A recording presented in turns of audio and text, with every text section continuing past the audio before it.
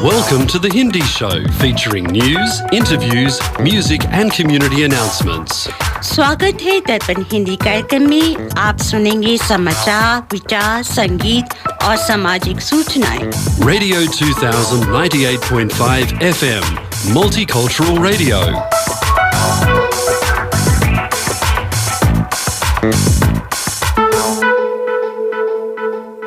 आज रविवार युगा 5125 कलयुग विक्रम संवत 2080 वैशाख महीने के शुक्ल पक्ष की दशमी 30 अप्रैल 2023 है। दर्पण के सभी श्रोताओं को राजेश पांडे का सप्रेम नमस्कार। अब आप इस सप्ताह के समाचार सुनिए। मुख्य समाचार इस प्रकार से हैं। देश का पहला केबल आधारित रेल ब्रिज तैयार होने पर पीएम मोदी ने की प्रशंसा। पीएम मोदी ने मन की बात ने खड़ा किया जन आंदोलन, सतत विकास के प्रयासों को दिया बढ़ावा। राजनाथ सिंह का कांग्रेस पर हमला, बोले पीएफआई को हमेशा आश्रय देने की किया काम। राहुल गांधी की याचिका पर गुजरात हाईकोर्ट 2 मई को करेगा सुनवाई। 2047 तक भारतीय नौसेना होगी आत्मनिर्भर, नौसेना प्रमुख बोले चीन पर हमारी पैनी नजर। अब सुनिए समाचार विस्तार से।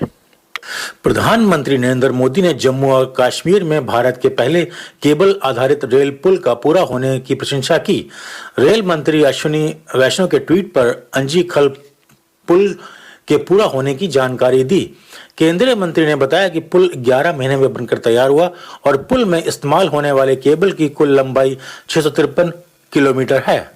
यह नदी के तल से करीब 331 मीटर ऊपर है। यह पुल इसलिए बेहद महत्वपूर्ण है क्योंकि इसके बन जाने से कश्मीर घाटी को बाकी देशों से जोड़ना बहुत आसान हो जाएगा।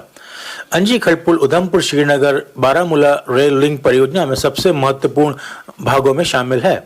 यह एक तरफ सुरंग T2 कटरा छोर और दूसरी तरफ सुरंग T3 रियासी छोर को जोड़ता है।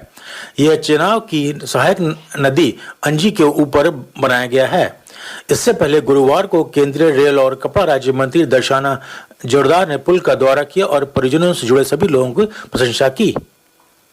प्रधानमंत्री नरेंद्र मोदी ने लोकप्रिय कार्यक्रम मन की बात कार्यक्रम के 100वें एपिसोड का रविवार को प्रसारण होगा। अक्टूबर 2014 में शुरू हुए मासिक रेडियो कार्यक्रम के प्रभाव पर एक रिपोर्ट सामने आई। इस रिपोर्ट पर एसिक्स माय इंडिया और bill and Melinda Gates foundation के साथ साझेदारी में इंस्टीट्यूट ऑफ कॉम्प्लीमेंट्स IFC ने जारी किया, जिसमें मन की बात कार्यक्रम और समाज पर इसके प्रभाव के बारे में विस्तार से समझाया गया है। समाचार एजेंसी NI के साथ बातचीत में IFC निदेशक डॉक्टर अमित कपूर ने बताया कि एक अनोखी एक्सरसाइज थी जिसमें हम करना चाहते थे। देश के प्रधानमंत्री द्वारा किए जाने वाला रेडियो शो काफी अनोखा है और यह करीब 50 से 70 साल के अंतराल के बाद किया जा रहा है। वास्तव में इससे पहले रेडियो शो करने वाले एकमात्र अन्य व्यक्ति फ्रैंकलिन डी रूजवेल्ट थे। कर्नाटक के 2 दिवसीय दौरे पर पहुंचे पीएम मोदी ने एक रैली में कांग्रेस पर जमकर हमला बोला। पीएम ने कहा कि कांग्रेस की सरकार ने हमेशा कर्नाटक को लूटने का काम किया है। उन्होंने कहा कि अगर कर्नाटक की जनता को डबल फायदा चाहिए तो उन्हें राज्य में डबल इंजन की सरकार बनानी होगी। दूसरी ओर कांग्रेस नेता प्रियंका गांधी वाड्रा ने जंतर मंतर पर प्रदर्शनकारी पहलवानों से मुलाकात की और उनसे साथ एकजुट दिखाई। भारतीय कुश्ती महासंघ WFI के अध्यक्ष बृजभूषण शरण के खिलाफ पहलवान आज भी धरने पर हैं और उन पर कार्रवाई की मांग कर रहे हैं। सूरत सेशन कोर्ट में फैसले को चुनौती देने वाली कांग्रेस नेता राहुल गांधी की याचिका पर शनिवार को गुजरात हाईकोर्ट में सुनवाई हुई। गुजरात हाईकोर्ट ने अंतिम सुनवाई और फैसले के लिए 2 मई की तारीख निर्धारित की। बता दें कि सूरत कोर्ट में मोदी उपनाम को लेकर आपराधिक मानहानि मामले में उन्हें जमानत देते हुए 20 अप्रैल को सजा पर रोक लगाने से इनकार कर दिया था। उच्च न्यायालय के न्यायमूर्ति हेमंत पक्षक ने सेशन कोर्ट के आदेश को चुनौती देने वाली याचिका पर विचार किया। यदि उस न्यायालय उनकी याचिका को स्वीकार करता है तो इससे सांसद सदस्य के रूप में राहुल गांधी को बहाली का रास्ता साफ हो सकता है। भारत में सुरक्षा प्रणाली को उच्च स्तर पर लाने की पूरी कोशिश की जा रही है। इसी कड़ी में भारतीय नौसेना को आत्मनिर्भर बनाने एवं chief admiral R Hari Kumar ने कहा कि नौसेना आत्मनिर्भर में सबसे आगे रही है। 2047 तक हम पूरी तरह से एक आत्मनिर्भर नौसेना होंगे। इसके लिए हिंद महासागर में सर्विलांस भी किया जा रहा है, साथ ही रडार सिस्टम को मजबूत किया जा रहा है। इसके अलावा जल्द ही नौसेना में 3 से 6 वॉरशिप भी सेना में शामिल किए जाएंगे। भारत की तरफ से युद्ध अभ्यास भी किए जा रहे हैं। अब सुनिए वाणिज्य समाचार। इस सप्ताह दिल्ली सराफा बाजार बंद होने तक स्नेट सोने का भाव 60,920 रुपए प्रति 10 ग्राम रहा। यूएस डॉलर की विनिमय दर थी 81 रुपए 72 पैसे और ऑस्ट्रेलियन 53 रुपए 90 पैसे। इसी के साथ साप्ताहिक समाचारों का ये अंक ही समाप्त होता है। हाँ जी शर्मिला जी। गुड मॉर्निंग, नमस्कार, शुभ प्रभात। दर्पण रेडियो के सभी सुनने वालों को रेडियो 2098.5 एफएम दर्पण रेडियो की ओर से बहुत बहुत शुभकामनाएं। आज स्टूडियो में हमारे साथ हैं राजेश पांडे जी, डॉक्टर शैलजा चतुर्वेदी और मैं शर्मिला पांडे। आज के हमारे मेहमान बहुत खास हैं। डॉक्टर आस्था तोमर जी, RAMZCP यानी royal Australian college of psychiatry की प्रेसिडेंट इलेक्ट, उनके साथ एक खूबसूरत वार्ता करेंगी शैलजा जी। और हमेशा की तरह खट्टी मीठी बातें, नमकीन मुलाकातें और विज्ञापन और आपके पसंदीदा गाने। शकील बदायूनी जी की याद में एक से एक गाने सुनाने वाली हैं शैलजा जी आपको। तो शैलजा जी आप गाना सुनाने जा रही हैं या सुनवाएंगी? मैं सुनती जा रही हूँ। नमस्कार नमस्कार शैलजा जी। नमस्कार सभी को नमस्कार। हाँ जी हाँ जी। और आगे सुनते हैं राजेश जी से आज का विचार। जी हाँ दोस्तों नमस्कार। और अच्छे काम करते रहिए, अच्छे काम करते रहिए, चाहे लोग तारीफ करें या ना करें, क्योंकि आधे से ज्यादा दुनिया सोती रहती है तब सूरज निकलता है।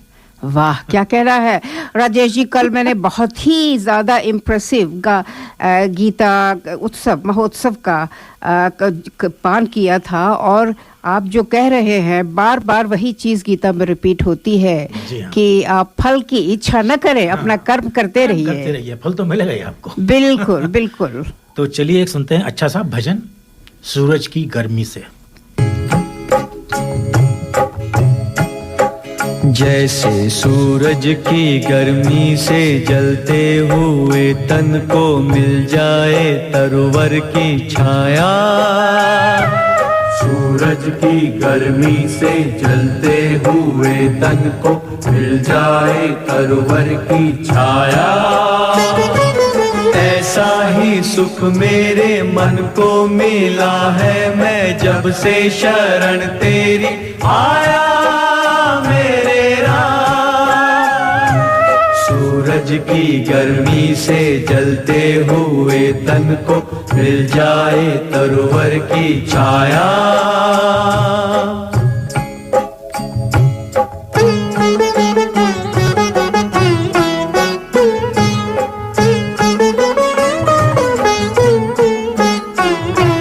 भटका हुआ मेरा मन था, कोई मिल ना रहा था सहारा। भटका हुआ मेरा मन था, कोई मिल ना रहा था सहारा। लहरों से लड़ती हुई नाव को, जैसे लहरों से लड़ती हुई नाव को, जैसे मिल ना रहा हो किनारा, मिल ना रहा हो किनारा। उस लड़खड़ाती हुई नाव को जो किसी ने किनारा दिखाया। ऐसा ही सुख मेरे मन को मिला है, मैं जब से शरण तेरी आया मेरे राम। सूरज की गर्मी से जलते हुए तन को मिल जाए तरवर की छाया।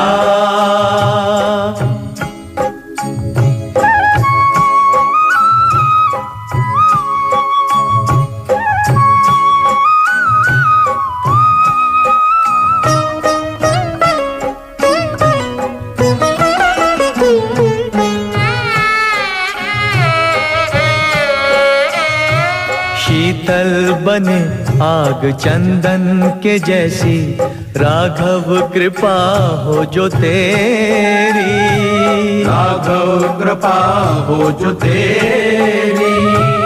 उजियाली पूनम की हो जाए रातें, जो थी अमावस अंधेरी।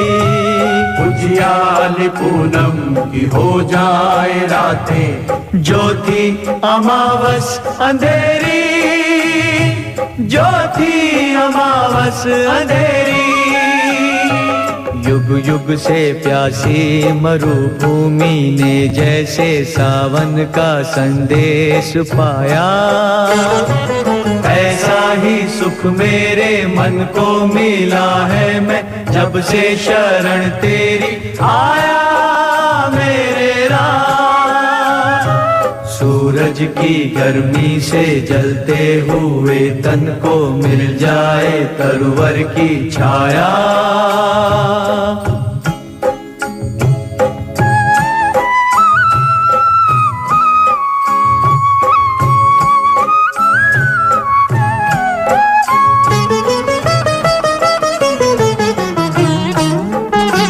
जिस राह की मंजिल तेरा मिलन हो, उस पर कदम मैं बढ़ाऊं। जिस राह की मंजिल तेरा मिलन हो, उस पर कदम मैं बढ़ाऊं। फूलों में खारों में पतझड़, बहारों में मैं ना कभी डगमगाऊं। फूलों में खारों में पतझड़, बहारों में मैं ना कभी डगमगाऊं। मिल जाए सूरज की छाया, ये तो बहुत ही खूबसूरत भजन है। मैंने तो पहले कभी सुना भी नहीं। राजेश जी, कहाँ से ढूंढ कर लाए हैं आप? नहीं, देखिए कितना अच्छा भजन है, बहुत सुंदर था। हाँ। बहुत अच्छा भजन था। तो चलिए एक स्पॉन्सर संदेश लगाते हैं।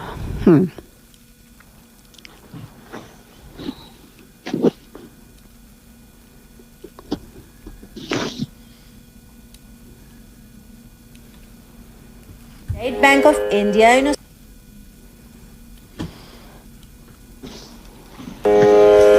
Australia. If you're looking for a trusted banking partner who can connect you with your dear ones in India, then reach out to State Bank of India in Australia. Visit our website www.sbisyd.com.au for more details on products and services. State Bank of India Sydney is a proud sponsor of Durban Radio.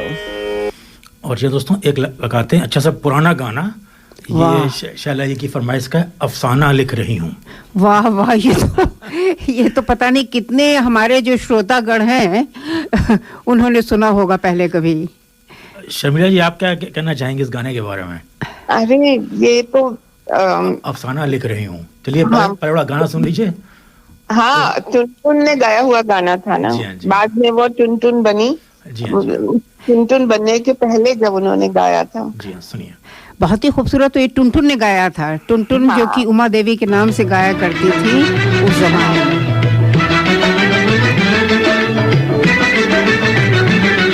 अफसाना लिख रही हूँ, अफसाना लिख रही हूँ, दिले बेकरार का, आंखों में रंगों भर के तेरे इंतजार का।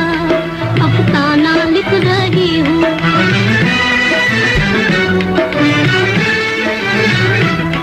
जब तू नहीं तो कुछ भी नहीं है बहार में, नहीं है बहार में। जब तू नहीं तो कुछ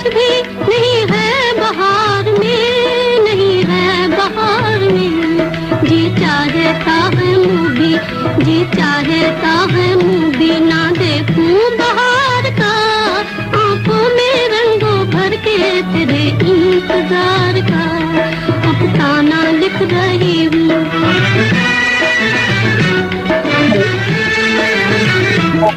हासिल है यूं तो मुझको जमाने की दौलतें, जमाने की दौलतें। हासिल है यूं तो मुझको जमाने की दौलतें, जमाने की दौलतें। लेकिन से बुलाई हूँ एक सोगवार का, आंखों में रंगों भर के तेरे इंतजार का अफसाना लिख रही हूँ।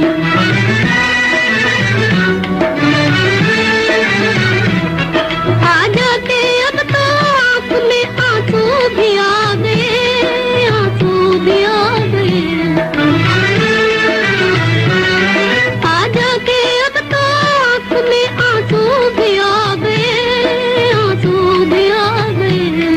सागर छलक उठा, सागर छलक उठा मेरे सब्रो करार का, आंखों में रंगों भर के तेरे इंतजार का अफसाना लिख रही हूँ, अफसाना लिख रही हूँ।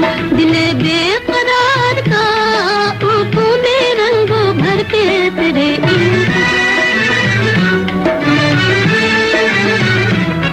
आ जाते अब तो आँख में आंसू भी आ गए, आंसू भी आ गए।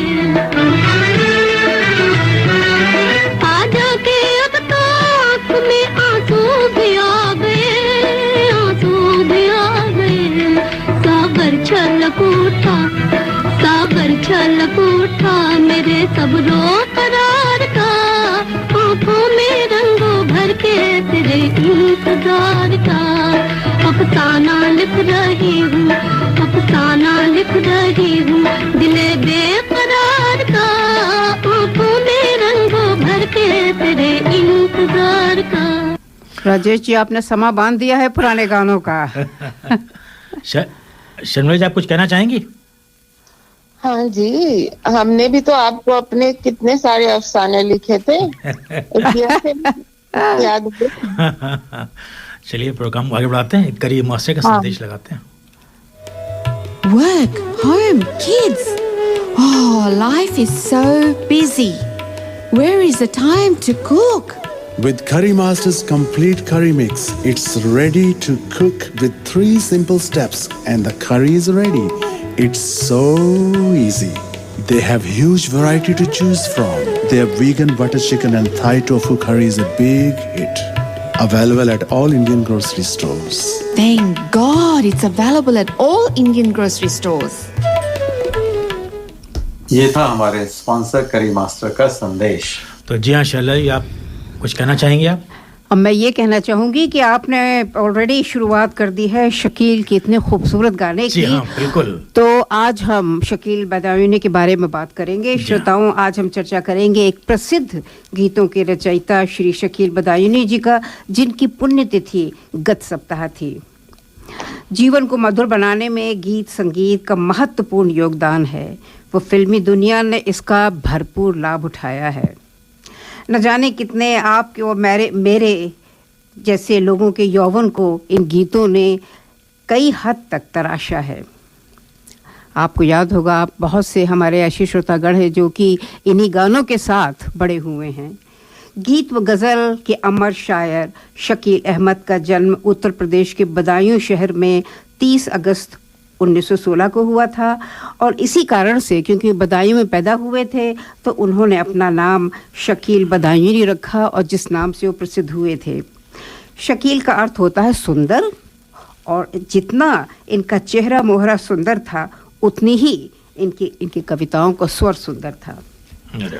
आपके पिता मौलाना जमील अहमद शायर थे और घर में भी एक माहौल था शायराना, किंतु परिवार की अपेक्षा थी कि वो पढ़ लिख कर कोई ऊंचा मुकाम हासिल करें। आपने 1942 में अलीगढ़ विश्वविद्यालय से बीए किया और सप्लाई ऑफिसर की नौकरी दिल्ली में शुरू की, किंतु उनकी शायरी का नशा गहरा होता चला गया, जिसमें उनके मधुर कंठ का बहुत ही बड़ा योगदान था। कहा जाता था कि शकील की खुश लिबासी व ताल सुर से सजी आवाज़ जब मंच पर जगमगाती थी तो अच्छों की रोशनियां गुल हो जाती थी। उनका कलाम केवल शाब्दिक जादूगरी ही नहीं था, बल्कि उनकी ज़िंदगी का आईनादार भी था।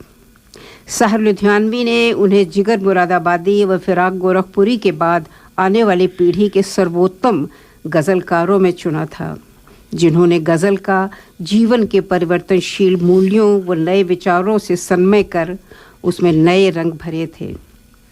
इसी पर एक उनकी नज़्म थी, नगमाए इश्क न हो एक ही धुन पर कायम, नगमाए इश्क न हो एक ही धुन पर कामिल, वक्त के साथ ज़रा रंग बदलते रहना। और यही था सीक्रेट उनकी एवरग्रीन कविताओं का और गज़लों का, कि वो हमेशा रंग बदलते रहे। ज़िंदगी की विडंबना पर उनका एक और बहुत मशहूर शेर था, वो जो श्रोताओं आपको सुनाना चाहूँगी, 2 लाइन का। न मिला सुरागे मंजिल कहीं उम्र भर किसी को, न मिला सुरागे मंजिल कहीं उम्र भर किसी को, नजर आ गई है मंजिल कहीं 2 कदम ही चलकर। तो उन्हीं लोगों से ईर्ष्या होती है कि जो कदम चल के मंजिल आ जाती है और हम भटकते रहते हैं। 1946 में बम्बई के एक मुशायरे में फिल्म निर्माता A.R. कारदार व संगीतकार नौशाद ने उनकी नज़मों को सुना और इतने प्रभावित हुए कि उन्होंने फिल्म दर्द के लिए इनको अनुबंधित कर लिया। यही दर्द फिल्म थी जिसका कि गाना राजेश जी ने आपको सुनवाया था, जो उमा देवी ने यानी कि टुनटुन ने गाया था, और ये गाना सदाबहार आज भी अच्छा लगता है। श्रोताओं, शायद आपको पसंद आया होगा, अफसाना लिख रही हूँ। इसके बाद शकील साहब ने पीछे मुड़कर नहीं देखा। उनके प्रसिद्ध गीतों में मधुबाला पर फिल्माया मुगले आजम का गीत था, जो आप सब ने सुना होगा, प्यार किया तो डरना क्या, जिसने मधुबाला के सौंदर्य को और भी निखार दिया था। और ये गीत हर नवयुवक व नवयुवती के जुबान पर बरसों चहकता रहा। इस गाने को मैं सुना देता हूँ। बिल्कुल, जब प्यार के डरने का याद आया। बिल्कुल बिल्कुल सुनाइए। जो आपने गाने की बड़ी तारीफ की है। सोने में सुहागा।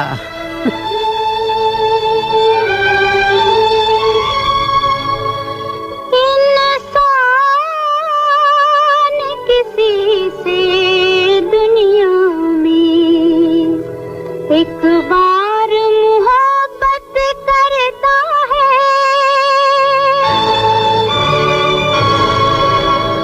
इस दर्द को लेकर जीता है, इस दर्द को लेकर मरता है।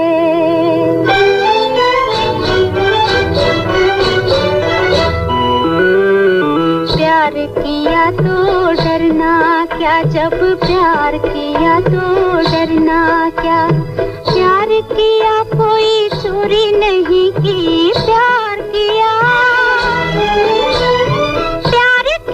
कोई चोरी नहीं की, छुप छुप आहें भरना क्या, जब प्यार किया तो डरना क्या, प्यार किया तो डरना क्या, जब प्यार किया तो डरना क्या।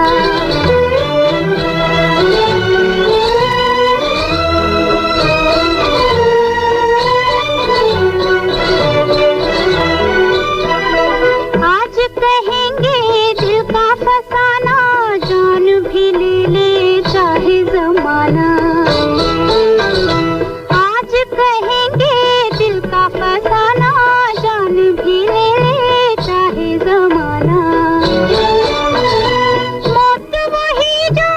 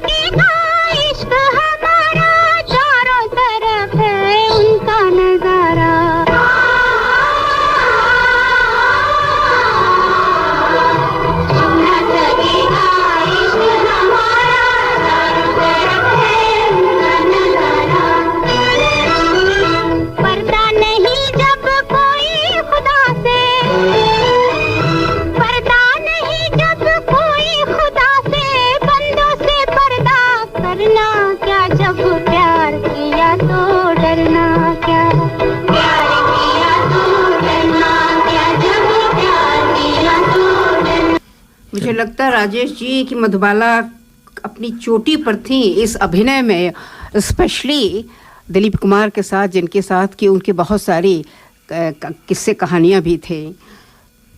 बहुत ही खूबसूरत गाना था ये, बहुत ही खूबसूरत। और हाँ, और इतना सदाबहार गाना यह भी है, और इतना अच्छा तालमेल है। देखिए संगीत का, नृत्य का और दिग्दर्शन का।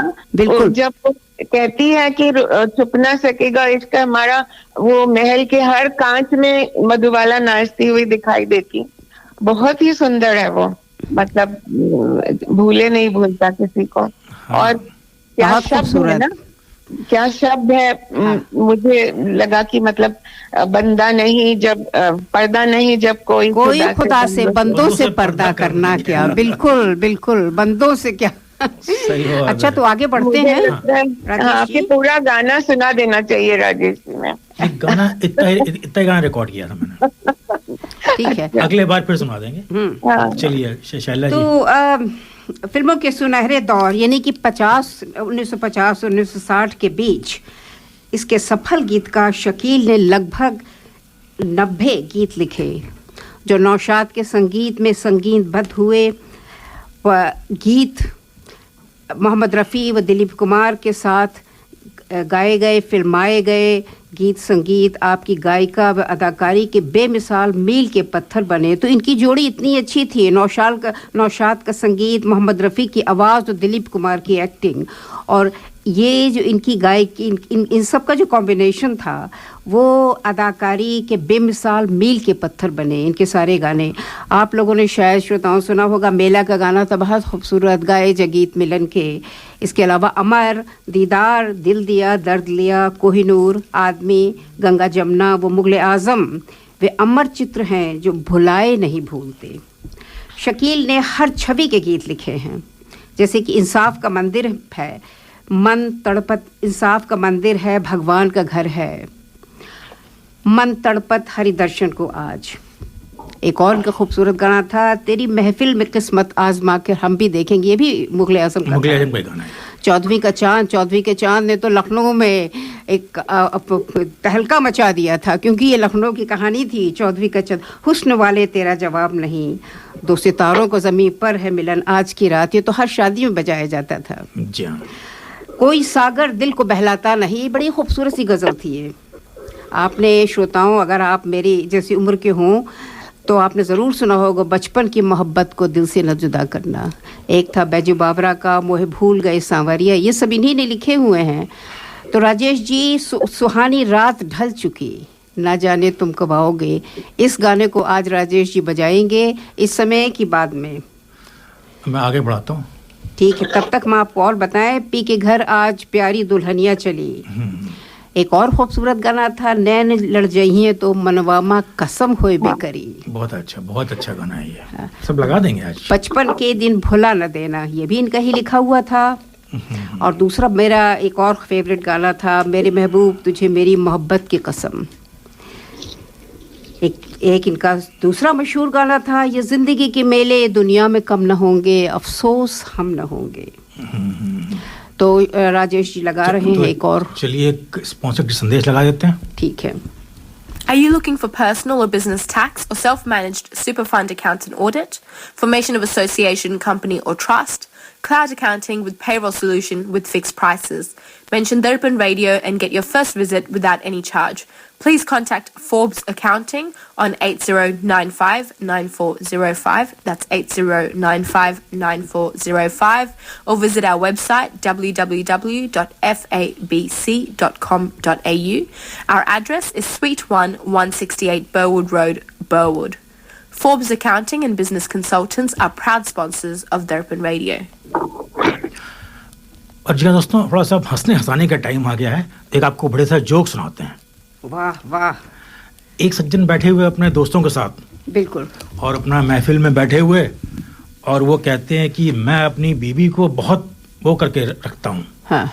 जो कहता हूँ फटाक से करती है, बिल्कुल बस में रखता हूँ। हाँ। लोगों ने कहा, भाई वह तरीका के हमको भी बता दीजिए, हम भी किया करेंगे। क्या? बिल्कुल। हाँ, तो उनका एग्जाम्पल दीजिए। क्या? हाँ। बोला, रात में बोलता हूँ मैं कि 9 बजे गर्म पानी ले आओ। तोड़ के गर्म पानी लेके आती है। वाह वाह।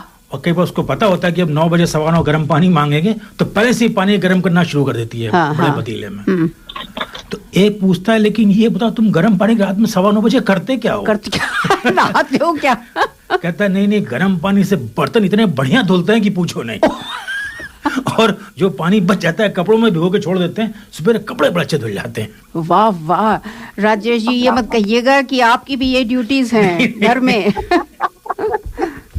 बीवी से एक और जोक सुनाता हूँ। प्यार वो प्रेस्टीज से कैसे करें इनकार, ऐसी वाली बात नहीं, एक और जोक सुनाते हैं। सुनाइए। एक बार मैं बॉम्बे से लखनऊ आ रहा था फ्लाइट से। अच्छा। तो बगल में एक सज्जन आके बैठ गया। बोले पांडे जी मर गए। हमने कहा मर गए, क्या हो गया भाई? इतना क्या खराब हो गया? क्या हो गया मर गए? बोला भाड़ा बहुत महंगा हो गया। हमने कहा महंगा हो गया? कितना महंगा हो गया? कहता है बॉम्बे से लखनऊ का 5,000 रुपया हो गया किराया। हमने कहा 5,000 मर गए? हमने एक बात ये बताओ, अपनी बीबी को तुम कितना देते हो महीने का खर्चे के लिए? कहता 80-90 हजार तो देते ही हैं। तो 80-90 हजार पॉकेट में नहीं देते हो? कहता हाँ 80-90 हजार महीने का। मैंने पूछा एक बात ये बताओ, कभी तुम्हारे बीवी में बैठ के तुमको हंस के नाश्ता कराया है? कहता नहीं, कभी नहीं कराया। वाह। बोलता देखो 40 हजार की फीट पे दूसरे की बीवी तुम्हें हंस के खाना खिला रही है, और क्या चाहिए? कहता है भाड़ा बहुत कम है, बहुत कम किराया है। अब को समझ में आ गया उसके बाद। खास तौर से अगर दूसरे की बीवी खिलाए तो उसका मजा और होता है। हंस के 40 फीट की ऊंचाई पर। तो चलिए आपने जो गाने की फरमाइश की थी वाली, वो 14वीं का चांद हो, वो लगा दो। ठीक है।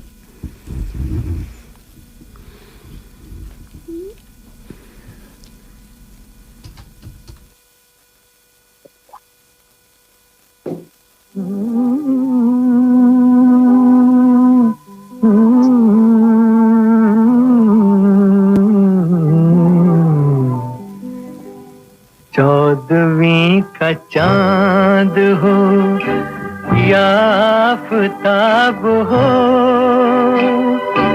जो भी हो तुम खुदा की कसम लाजवाब हो। चौदहवीं का चांद हो या आफताब हो, जो भी हो तुम खुदा की कसम लाजवाब हो। चौदहवीं का चांद हो।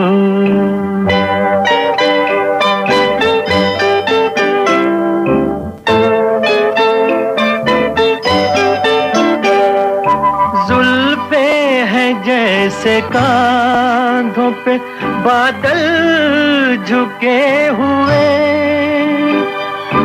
आंखें हैं जैसे मैं के प्याले भरे हुए, मस्ती है जिसमें प्यार की तुम वो शराब हो। चौदहवीं का चांद हो।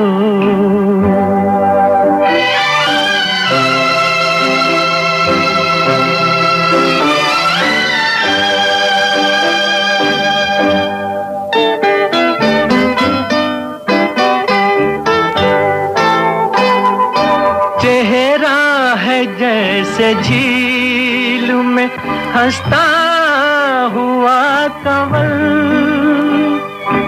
या जिंदगी के साज पे छेड़ी हुई गजल। जाने बहार तुम किसी शायर का ख्वाब हो। चौदहवीं का चांद हो।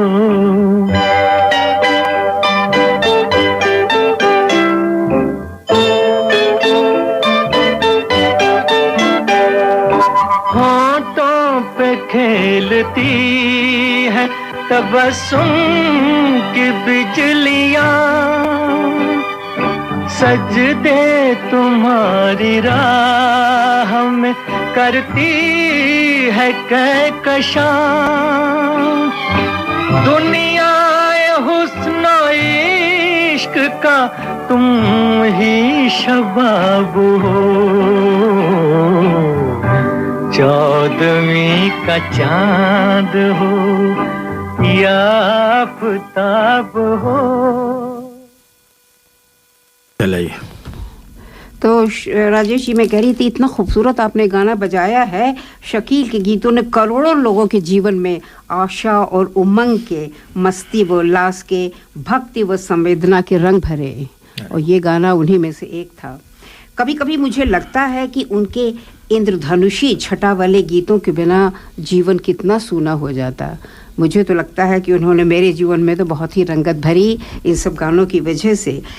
घराना फिल्म के हुस्न वाले तेरा जवाब नहीं, 20 साल बाद का कहीं दीप जले कहीं दिल, वो ये जो गाना आपने भी बजाया, 14वीं का चांद, इन सब के लिए उन्हें फिल्म फेयर पुरस्कारों से अलंकृत किया गया। उनकी लोकप्रियता का आलम यह था कि उनकी मृत्यु के 5 दशकों के बाद आज भी उनके सदाबहार गीतों पर संगीत प्रेमी झूमते हैं, जैसे कि आज श्रोताओं आप झूम रहे होंगे घर बैठे हुए। दुर्भाग्यवश उनका अंतिम जीवन आर्थिक तंगी में कटा। इस विलक्षण प्रतिभा के शायर का 20 अप्रैल 1970 को लगभग 55 वर्ष की आयु में निधन हो गया। पत्नी सलमा व एक बेटे को छोड़कर उनके परिवार के भरण पोषण के लिए उनके मित्रों ने याद-ए-शकील नाम से एक ट्रस्ट बनाया, जो उनके गीतों का अनमोल खजाना लोगों के दिलों में अमिट छाप छोड़ गया। अंत में मैं उनके लिए 4 पंक्तियां कहना चाहूँगी। जवानी बीत जाती है, फसाने याद रहते हैं। जवानी बीत जाती है, फसाने याद रहते हैं, कहानी भूल जाते हैं, तराने याद रहते हैं। जहाँ से लोग जाते हैं ज़माना भूल जाता है, जहाँ से लोग जाते हैं ज़माना भूल जाता है, मगर कुछ ख़ास गीतों में ज़माने याद आते हैं। तो आपको ये ज़माना याद आता होगा, प्यार किया तो डरना क्या। सही हो आता है। शमीरा, आप कुछ कहना चाहेंगी? हाँ, मैं तो खोई हुई हूँ गानों में। 14वीं का चांद। चलिए, काश के आज के हीरोज इस तरह के गाने गाते अपने हीरोइंस के लिए। सही कितना अच्छा लगता। अभी तो बस काला चश्मा और छोटा ड्रेस ऐसे ही गाने रहते हैं। काला चश्मा, छोटा ड्रेस, लुंगी डांस। तो मतलब ये गाने ऐसे है ना कि इस जनरेशन को भी, मेरी जनरेशन तो छोड़ो, हमारे नेक्स्ट जनरेशन और को भी ये सारे गाने याद हैं। बिल्कुल। जैसे प्यार किया तो डरना क्या, और मतलब कितने गानों पे तो आज भी डांस होते हैं। मधुबनी में राधिका नाचे रे। बिल्कुल। कितने लोग अपने बच्चों को, मतलब बेटियों को जब नृत्य सिखाते हैं, हमारी संस्कृति में है या कि कला भी सिखानी चाहिए और सीखनी चाहिए बच्चों ने, सिर्फ पढ़ाई नहीं।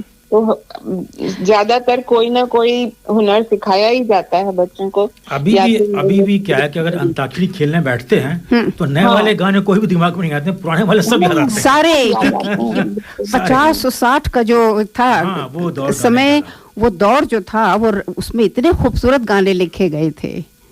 हाँ, और आज भी रियल लगते हैं वो। तो आपके जमाने में तो लोग अपने प्रेम पत्र बस गाना सुना के कह देते होंगे। कोई व्हाट्सएप की जरूरत नहीं और कोई ईमेल की जरूरत नहीं, बस एक सॉन्ग सुना दिया, हो गया। ये राजेश जी को धन्यवाद है कि सारे मेरे जमाने गाने लगा रहे हैं, अपने जमाना ये भूल गए हैं। अभी देखिए अपने भी आते हैं। चलिए प्रोग्राम को आगे बढ़ाते हैं। हाँ।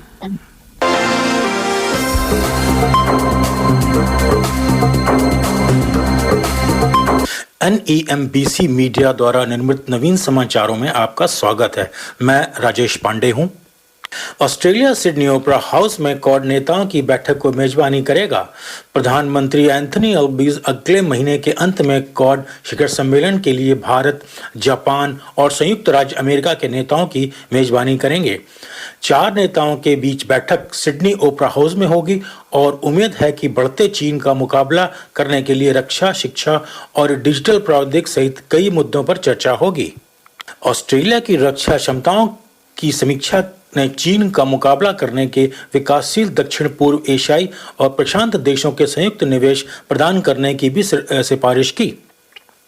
श्री अल्बनीज़ ने कहा कि बैठक सिडनी को दुनिया के बाकी हिस्सों में दिखाने का मौका था, साथ ही भारत प्रशांत क्षेत्र में सफल परिणाम बनाने के लिए 4 देशों की समूह शक्ति का लाभ उठाने का मौका था। अगले महीने की बैठक पहली बार होगी जब शिखर सम्मेलन ऑस्ट्रेलिया में आयोजित किया गया। लंबी अवधि के निवासियों को लुभाने के लिए प्रवासन प्रणाली में सुधार। संघीय सरकार ने देश के प्रवासन कार्यक्रम में आमूलचूल परिवर्तन करने और ऑस्ट्रेलिया में अधिक कुशल श्रमिकों को आकर्षित करने के लिए कई नए उपायों की घोषणा की है। एक समीक्षा में प्रवासन प्रणाली को टूटा हुआ और उद्देश्य के लिए उपयुक्त नहीं पाया गया। उल्लेखनीय बात यह है कि सरकार ने अस्थायी प्रवासियों के लिए वेतन आधार में वृद्धि की है। इसका मतलब है कि कुशल वीजा के लिए पात्र होने के लिए एक प्रवासी को अब सालाना $70,000 कमाना होगा। इसके अलावा सैकड़ों वीजा श्रेणियों को सरल बनाया जाएगा। अस्थायी कुशल प्रवासियों को विभिन्न नियोक्ताओं के बीच आने जाने की अनुमति दी जाएगी और अंतर्राष्ट्रीय छात्रों के लिए प्रवेश आवश्यकताओं को कड़ा किया जाएगा। आलोचना के जवाब में है कि सरकार एक बड़ी ऑस्ट्रेलिया नीति पेश कर रही है। गृह मामलों में मंत्री क्लीनर अनोन ने कहा कि लंबी अवधि में परिवर्तन थोड़ा छोटा लेकिन अधिक प्रभावी प्रवासन कार्यक्रम वर्तमान में मौजूद है। नुस्खे से अधिक मूल्य पाने के लिए बीमार ऑस्ट्रेलिया लोगों द्वारा निर्देशित दवा खरीदने के तर्क में परिवर्तन 1 सितंबर से लागू होगा, जिसमें 6 मिलियन लोग संभावित रूप से दवा के लिए कम भुगतान करेंगे। इस सप्ताह घोषित नए उपायों में सरकार अब लोगों को एक ही नुस्खे पर 2 महीने की दवा खरीदने की अनुमति देगी। हृदय रोग, कोलेस्ट्रॉल और उच्च रक्तचाप जैसी स्थितियों का इलाज करने वाली दवाओं सहित 200 से अधिक दवाएं प्रभावित होंगी। फार्मासिस्ट गिल्ड ने चिंता व्यक्त की है कि नई नीति से दवाओं की कमी हो सकती है। हालांकि स्वास्थ्य मंत्री मार्क बटलर ने उन चिंताओं को खारिज कर दिया है, यह देखते हुए कि नुस्खा वाली दवाइयों को कुल मांग में कोई बदलाव नहीं होगा। ऑस्ट्रेलियन मेडिकल एसोसिएशन ने परिवर्तनों का स्वागत करते हुए कहा कि इस उपाय से उन रोगियों पर वित्तीय बोझ कम होगा जिन्हें दवाएं और तक पहुंचने की आवश्यकता है। संघीय सरकार ने अनुमान लगाया कि परिवर्तन अगले 4 वर्षों में $1.2 अरब बचाएंगे। स्पॉटलाइट के तहत प्रवासन के साथ कौशल की कमी दुष्कर होती है। माइग्रेशन की एक सदस्यीय जांच में कई हितधारकों से सुना गया है कि अल्पकालिक और दीर्घकालिक कौशल की कमी दोनों से निपटने के लिए सिस्टम को बड़े बदलाव की आवश्यकता है। मुख्य प्रस्तुति में उल्लेख किया गया कि सरकार को स्थानीय श्रमिकों को कौशल अंतर को भरने में मदद करने के तरीकों को नहीं छोड़ना चाहिए। यह ऑस्ट्रेलिया के कार्यबल का एक प्रमुख घटक प्रदान करने वाले प्रवासन के बावजूद है। ग्रेटर इंस्टीट्यूट थिंक्स टैंक ने अपने सबमिशन में कहा कि कुशल प्रवासन को मौसमी कमी वाले क्षेत्रों को लक्षित नहीं करना चाहिए, बल्कि उच्च कुशल प्रवासियों पर ध्यान केंद्रित करना चाहिए जो लंबी अवधि में अर्थव्यवस्था को बढ़ावा देंगे। इसने कम कुशल क्षेत्रों में बढ़ते प्रवासन के खिलाफ चेतावनी देते हुए कहा कि यह सबसे कम वेतन वाले ऑस्ट्रेलियाई लोगों के वेतन को कम कर सकता है। हालांकि निर्माण, खनन और प्रौद्योगिक उद्योगों का प्रतिनिधित्व करने वाले उद्योग शीर्ष निकायों ने सरकार से माइग्रेशन कैंप बढ़ाना और व्यापक श्रेणी की नौकरियों के लिए कुशल वीजा प्राप्त करने के लिए प्रवासियों की क्षमता का विस्तार करने के लिए कहा।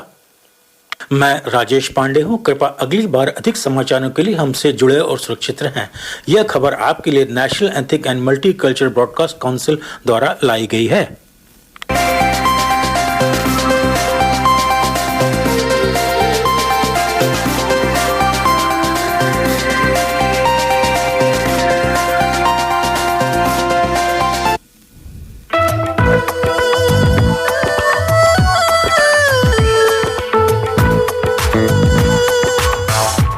You've been listening to The Hindi Show. Join us next Sunday to contribute and provide feedback on anything you heard today.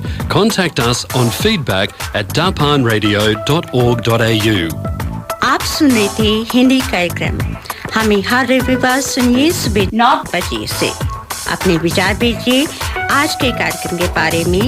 Email कीजिए feedback@darpanradio.org.au।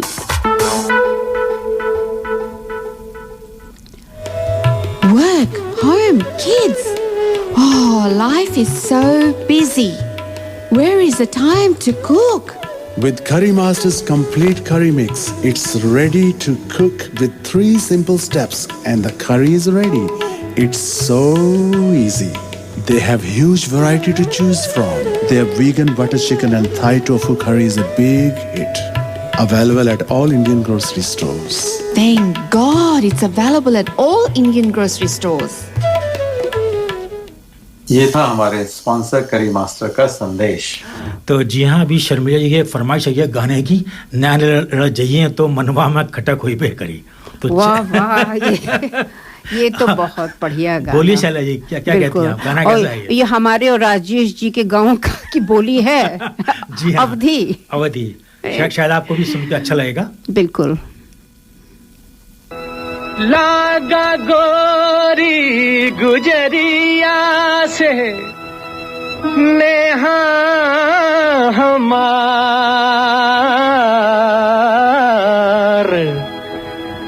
होई गवा सारा चौपट मोरा रोजगार। ओ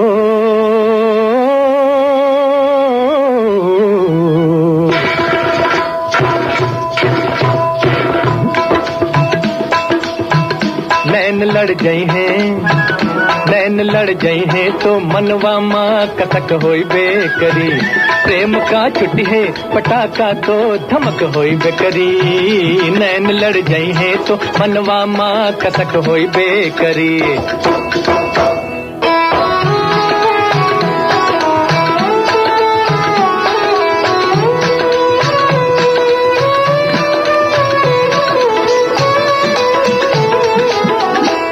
रूप को मन में बसई बातों बुरा का होई है। रूप को मन में बसई बातों बुरा का होई है। कोहू से प्रीत लगई बा, कोहू से प्रीत लगई बा तो बुरा का होई है। प्रेम की नगरी में कुछ हमरा बिहक होई बेकरी। प्रेम की नगरी में कुछ हमरा बिहक होई बेकरी। नैन लड़ जाई है, नैन लड़ जाई है तो मनवा माँ कसक होई बेकरी। प्रेम का छुट्टी है पटाखा तो धमक होई बेकरी। नैन लड़ जाई है तो मनवा माँ कसक होई बेकरी।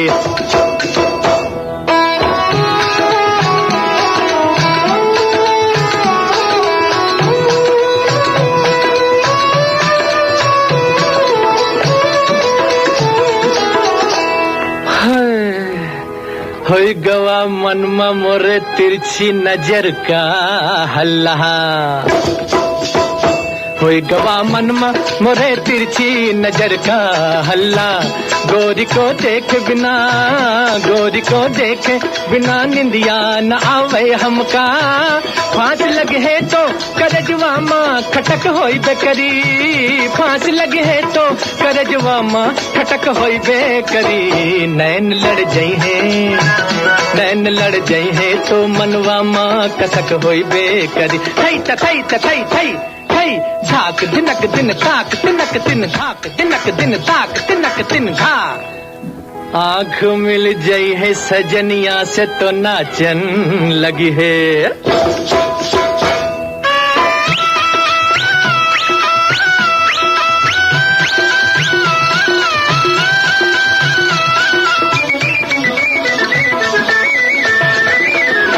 आँख मिल गई है सजनिया से तो नाचन लगी है। प्यार की मीठी गजल, प्यार की मीठी गजल मनवा भी गावन लगी है। झांझ बजी है तो कमरिया माँ लटक होई बेकरी, झांझ बजी है तो कमरिया माँ लटक होई बेकरी। नैन लड़ जाई है, नैन लड़ जाई है तो मनवा माँ कसक होई बेकरी। प्रेम का छुट्टी है पटाखा तो धमक होई बेकरी। नैना जब लड़ी है तो भैया मन में कसक होई बेकरी। नैना जब लड़ी है तो भैया मन में कसक होई बेकरी। नैना जब लड़ी है तो भैया मन में कसक होई बेकरी। सही सही तिलक था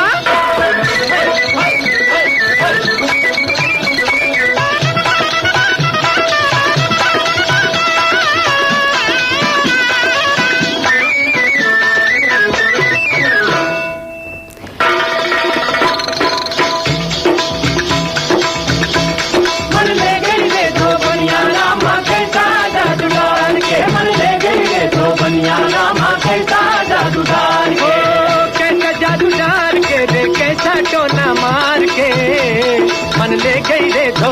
रामा कैसा जादू डाल के। मन ले गई रे धोबनिया रामा कैसा जादू डाल के। मन ले गई रे धोबनिया रामा कैसा जादू डाल के। क्या खूबसूरत गाना था, दिल ले गई रे धोबनिया रामा। इतना खूबसूरत, कितने वर्सेटाइल हैं मोहम्मद रफ़ी कि उन्होंने इतना खूबसूरत। तो इसी गाने पर दिलीप कुमार ने पहली बार अपना एक ठुमका लगाया था। और इसके लिए वो मशहूर थे। जिसका ये फिल्म थी गंगा जमुना, क्योंकि दिलीप कुमार तब तक तो बहुत सीरियस फिल्मों में काम करते थे, तब इन्होंने पहली बार ठुमका लगाया है, मनवा मक्का सक होए बेकरी। शर्मिला जी, हाँ, कसक उठ रही है ठुमका लगाने की। और कहते हैं कि दिलीप कुमार जी बहुत सीरियस रोल्स करने लगे थे तो खुद डिप्रेशन में जाने लगे थे। बिल्कुल। इन दिनों का आपका हीरो हमेशा हर जगह से पिटता था, पैसे से गरीब होता था, मतलब पूरा प्रेमचंद की कहानियों वाला हीरो था। तो लेकिन इसलिए उन्होंने ये कॉमेडी फिल्म्स की ताकि उनका इमोशनल हेल्थ ठीक हो जाए। और इसीलिए मेरे ख्याल से आई फील के आज के जमाने में भी music should be used as a therapy. बिल्कुल बिल्कुल, बहुत ही खूबसूरत गाना था ये। तो एक गाना और लगाते हैं। बहुत शुक्रिया, ये उनका नहीं है ये, लेकिन ये गाना हमें बड़ा अच्छा लगा। ठीक है, तो मैडम फिर मेरी पसंद का लगाइएगा, मेरे महबूब। हाँ ठीक है, इसके बाद लगाते हैं।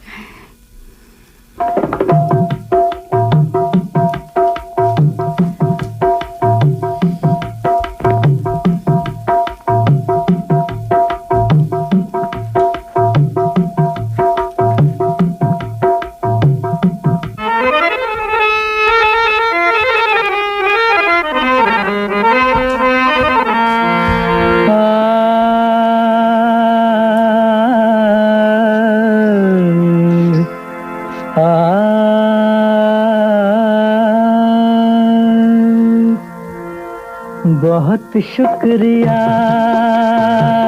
बड़ी मेहरबानी, मेरी जिंदगी में हुजूर आप आए।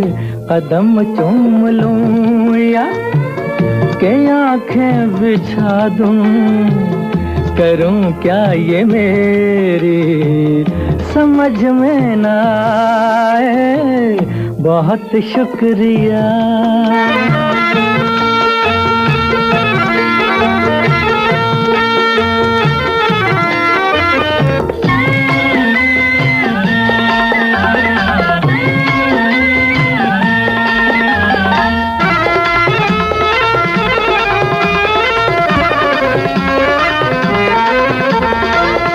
करूं पेश तुमको नजराना दिल का, नजराना दिल का।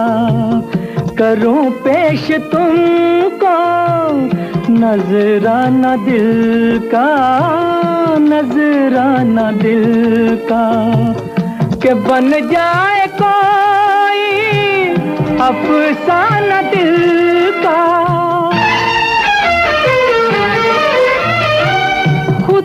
जाने ऐसी सुहानी घड़ी फिर खुदा जाने ऐसी सुहानी घड़ी फिर मेरी जिंदगी में पलट के न आए बहुत शुक्रिया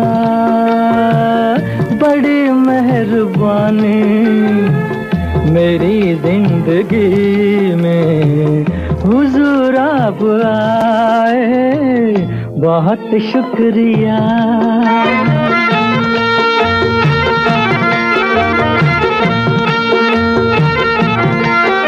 ये तो बहुत है मगर ये भी गम है मगर ये भी गम है कि ये साथ अपना कदम दो कदम है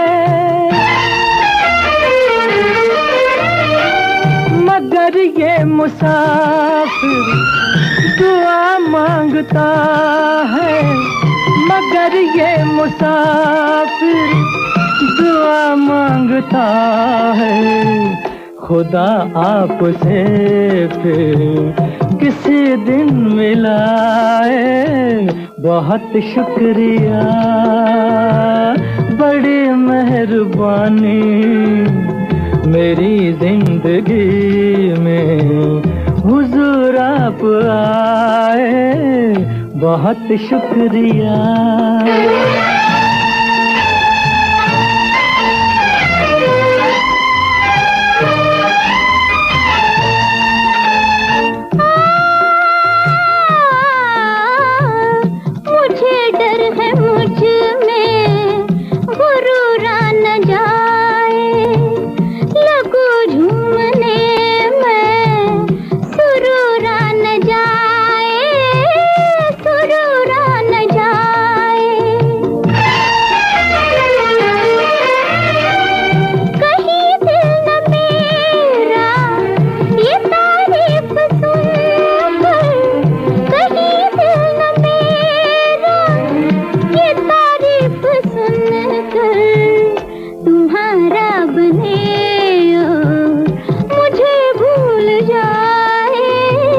बहुत शुक्रिया बड़ी मेहरबानी मेरी जिंदगी में हुजूर आप आए कदम चूम लूं या के आंखें क्या खूबसूरत गाना था आशा भोसले मोहम्मद रफ़ी का एक मुसाफिर एक हसीना जी हाँ जी You have been listening to the Hindi show. Join us next Sunday to बेकरार करके हमें यूं न जाइए Yes. आपका फेवरेट गाना है ना हेमंत कुमार का 20 साल बाद जी हाँ चलिए लगाता हूँ अभी लगाता हूँ इसको भी contact us on feedback@darpanradio.org.au. आप सुन रहे थे हिंदी कार्यक्रम हमें हर रविवार सुनिए सुबह 9 बजे से अपने विचार भेजिए आज के कार्यक्रम के बारे में ईमेल कीजिए feedback@darpanradio.org.au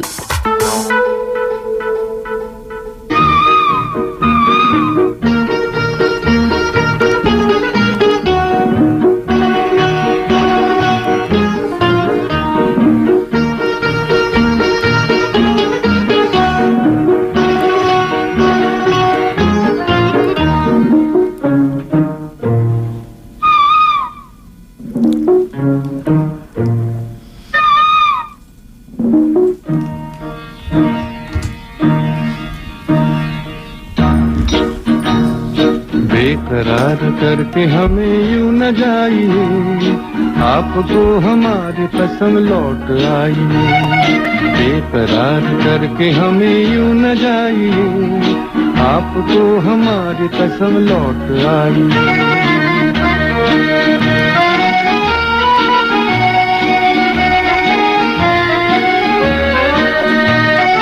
देखिए वो काली काली बदलियां जुल्फ की घटा चुरा न ले कहीं चोरी चोरी आके शोख बिजलियां आपकी अदा चुरा न ले कहीं, यूं कदम अकेले न आगे बढ़ाइए, आपको हमारी कसम लौट आई, बेकरार करके हमें यूं न जाइए, आपको हमारी कसम लौट आई।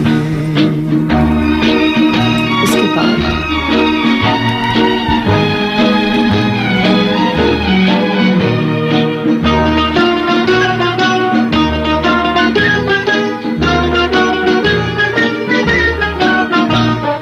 देखिए गुलाब की वो डालियां, बढ़ के चूम लेना आपके कदम, देखिए गुलाब की वो डालियां, बढ़ के चूम लेना आपके कदम, खोए खोए भंवर भी है बाग में, कोई आपको बना न ले सनम, बहकी नजरों से खुद को बचाइए, आपको हमारी कसम लौट आई, बेकरार करके हमें यूं न जाइए, आपको हमारी कसम लौट आई।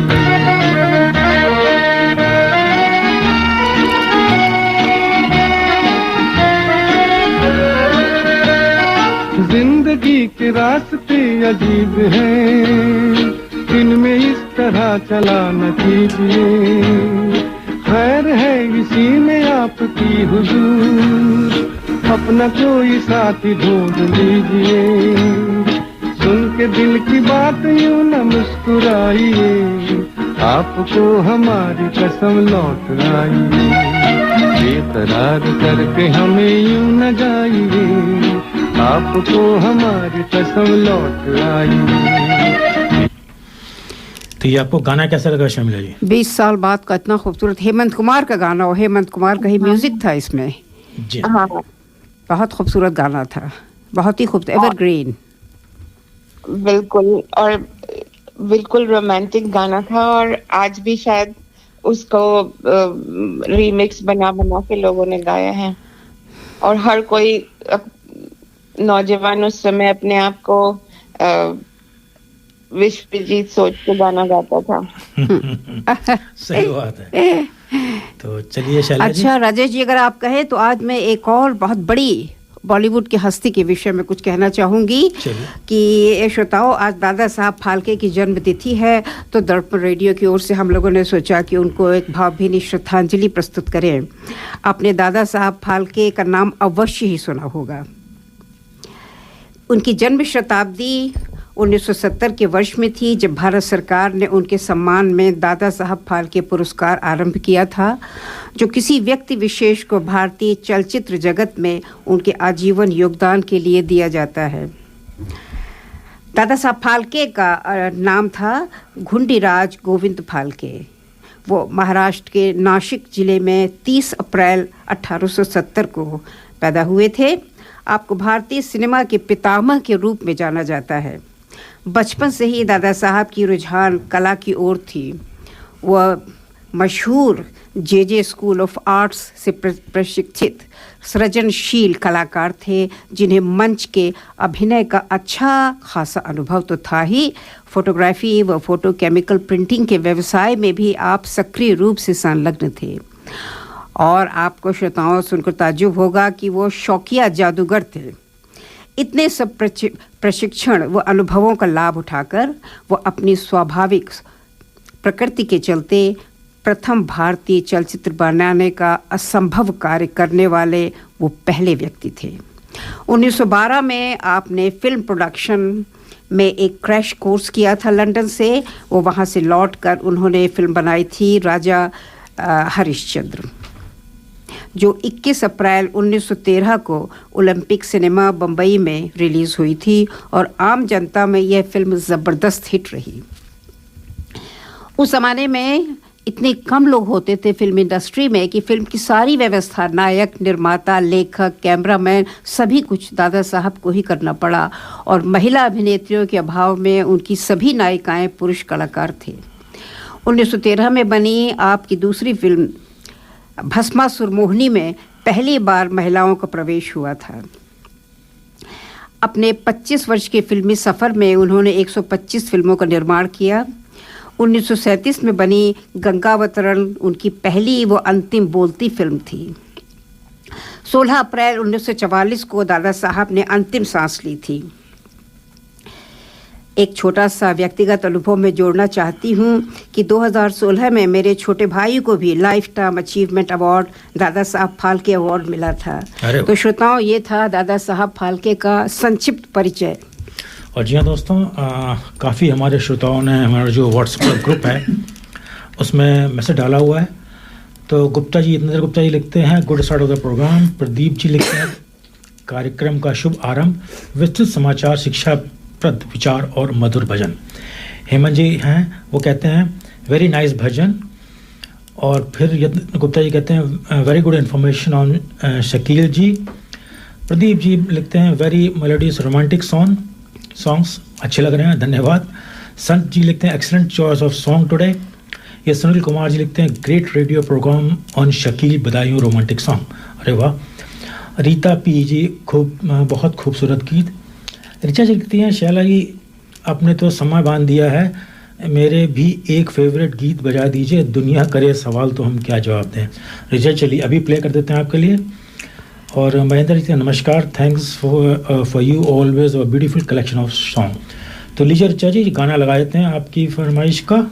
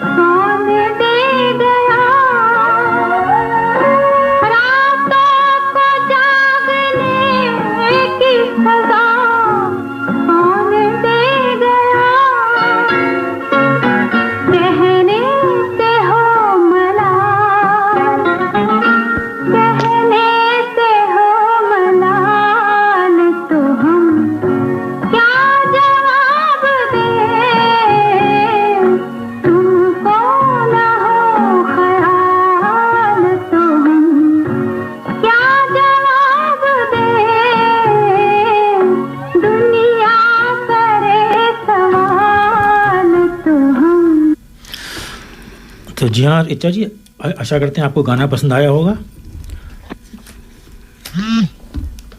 बहुत ही खूबसूरत गाना था बहू बेगम का, लेकिन इसको शकील साहब नहीं बल्कि साहिल लुधियानवी ने लिखा था। और बहू बेगम जो थी एक बहुत ही क्लासिकल फिल्म थी।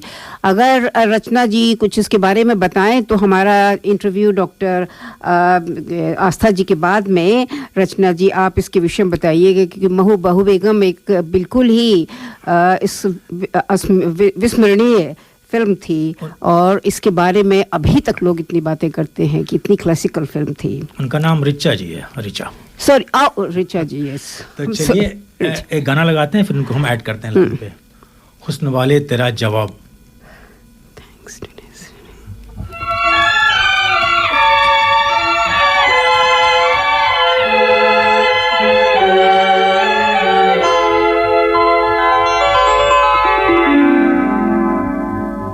हुस्न वाले तेरा जवाब नहीं, हुस्न वाले तेरा जवाब नहीं, कोई तुझसा नहीं हजारों में, हुस्न वाले तेरा जवाब नहीं।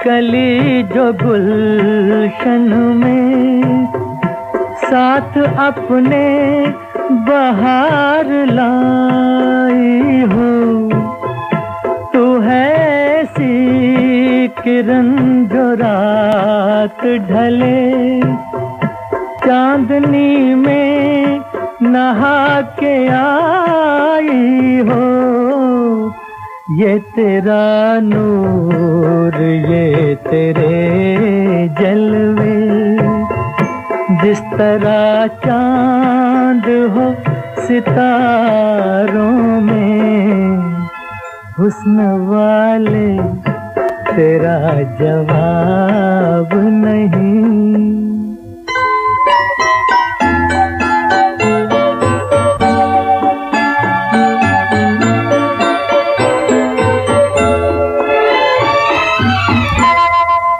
तेरी आँखों में ऐसी मस्ती है जैसे छलके हुए हों पैमाने, तेरे होठों पे वो खामोशी है जैसे बिखरे हुए हों अफसाने, तेरी जुल्फों की ऐसी रंगत है जैसे काली घटा बहारों में, हुस्न वाले तेरा जवाब नहीं।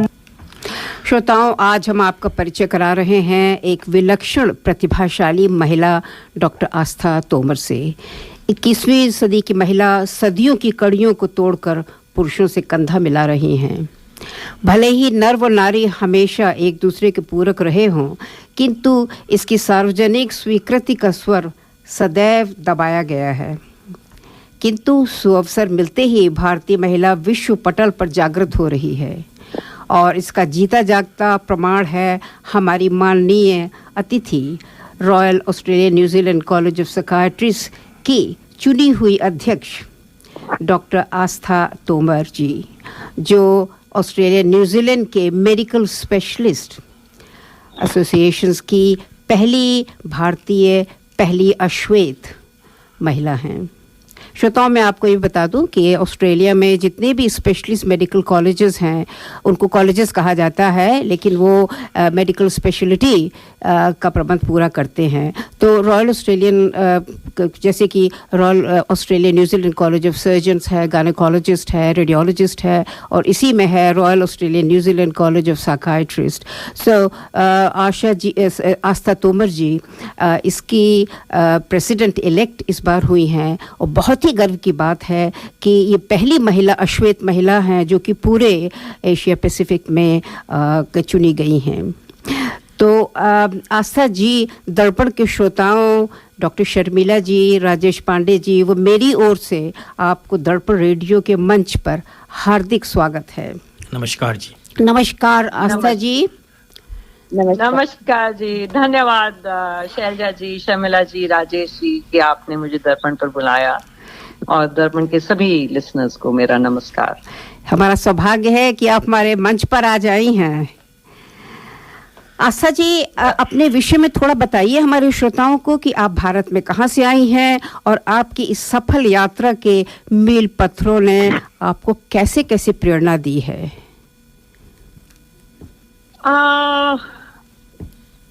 काफी लंबा सफर, और कई बार ऐसा लगता है कि जैसे जिंदगी कुछ पार्ट्स में जी गई है।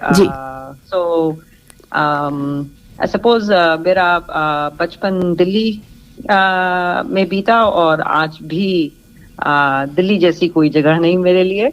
अभी भी हम हर साल कोशिश करते हैं कि इंडिया वापस जाएं, दिल्ली जाएं जी। मेरे माँ बाप यूपी से हैं, मेरठ मुजफ्फरनगर, और मैंने लेडी हार्डिंग मेडिकल कॉलेज से MBBS किया। और आपके श्रोताओं के लिए, lady Hardinge medical college is an only girls medical college जो 1916 में सेटअप हुआ था।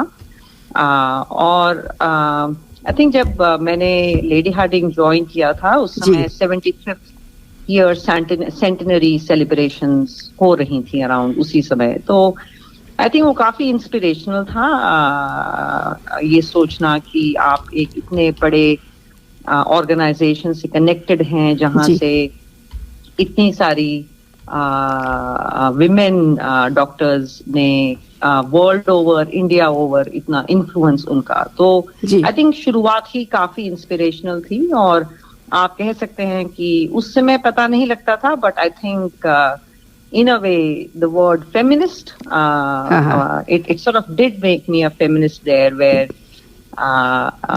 you know और आई थिंक घर पे भी वही सिखाया जाता था। और उस समय आई थिंक 1980s में India was very much like that कि जो लड़के अचीव कर सकते हैं वही लड़कियां भी कर सकती हैं, प्रोत्साहन सबको मिलता था जी। अभी भी याद है साइन बोर्ड्स पे साइड पे लिखा होता था बेटी पढ़ाओ बेटी बचाओ।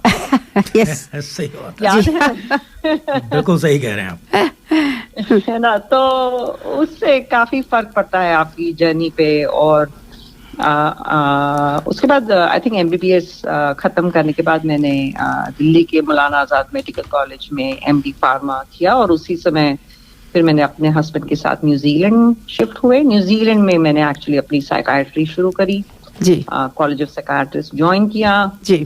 फिर कुछ सालों के बाद हम ऑस्ट्रेलिया शिफ्ट हुए, और अब मेलबर्न 15 साल से घर, होम, इट्स बीन होम। और मैं पब्लिक में और प्राइवेट में दोनों में काम करती हूँ। मेरे 3 बच्चे हैं जो बहुत जल्दी बड़े हो रहे हैं। बिल्कुल। मेरे हस्बैंड अपने सर्विस में ICU क्लिनिकल डायरेक्टर हैं, और लाइफ काफी बिजी है। बिल्कुल, वो तो होगी ही, लाइफ बिजी होनी चाहिए।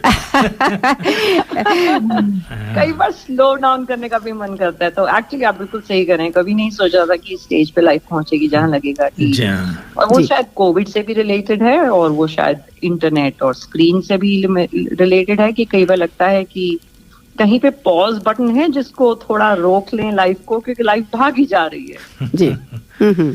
तो अब लोगों कब सवेरा होता है और शाम हो जाता है, कुछ नहीं पता लगता। बिल्कुल इस तरह से रफ्तार तेज है जिंदगी की।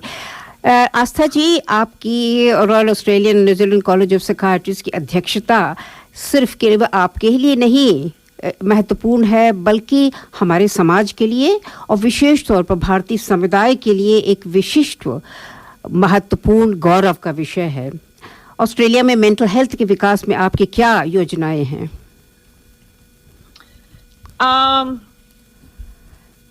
तो आप ये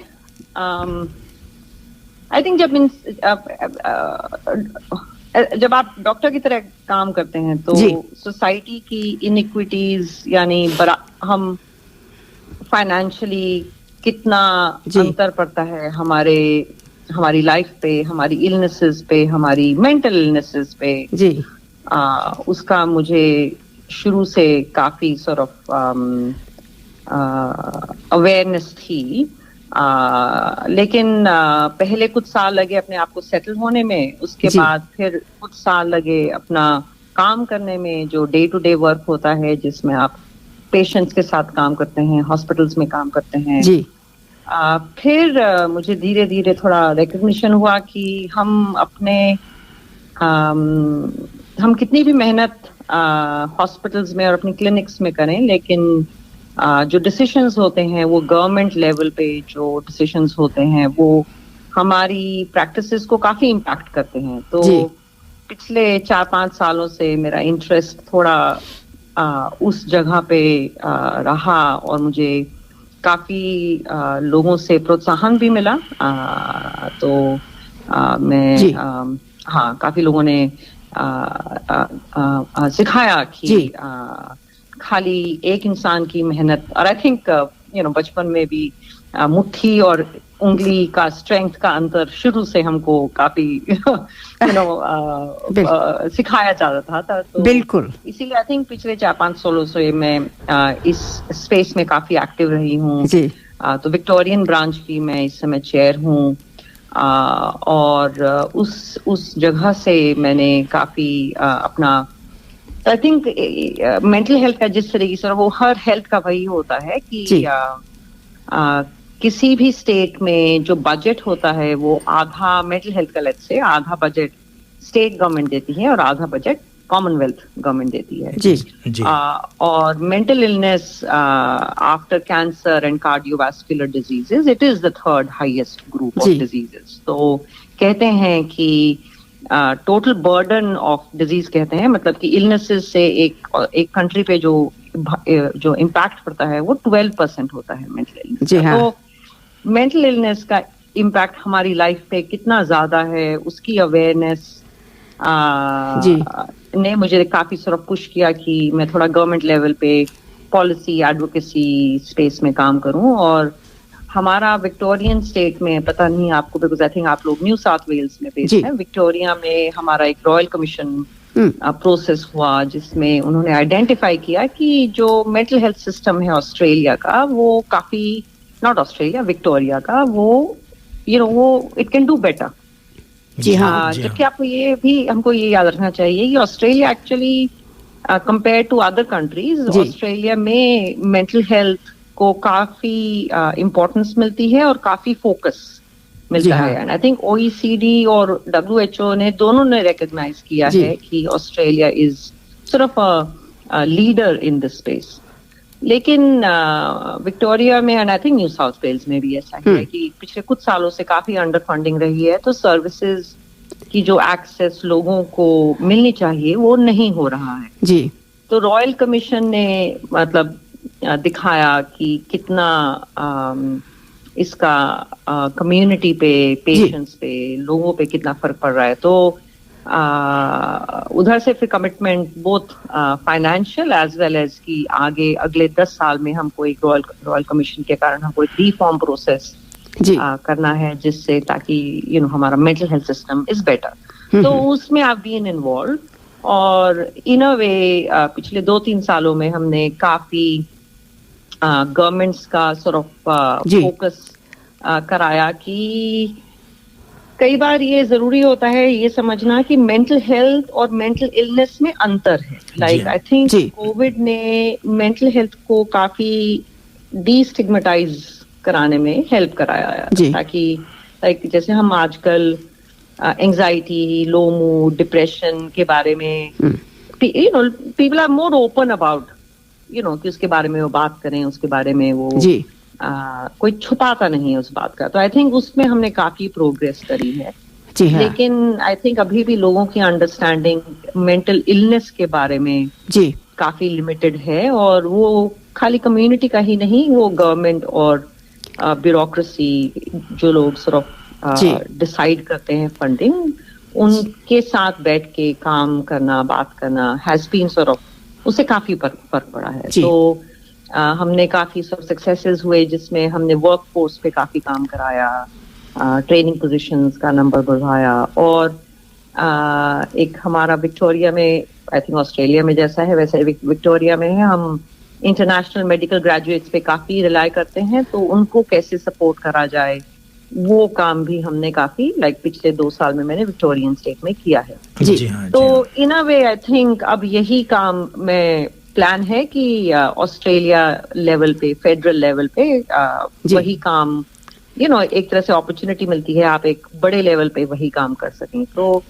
आई एम क्वाइट एक्साइटेड कि मैं ये काम कंटिन्यू कर सकती हूँ, और शायद इसका इन्फ्लुएंस, उस मेहनत का इन्फ्लुएंस थोड़ा ज्यादा होगा। शर्मिला जी, आप कुछ पूछना चाहेंगी? शर्मिला। हाँ जी, हाँ, नमस्कार doctor Aastha.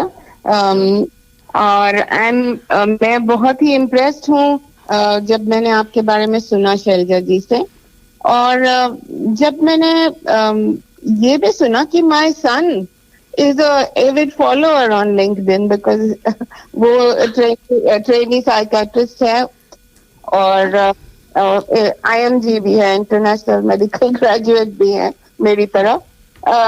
So I was quite impressed that you have impressed the younger generation. So मैं आपको ये फीडबैक देना चाहती थी कि जो आप कर रहे हैं करते रहिए, क्योंकि जमाना आपके साथ है।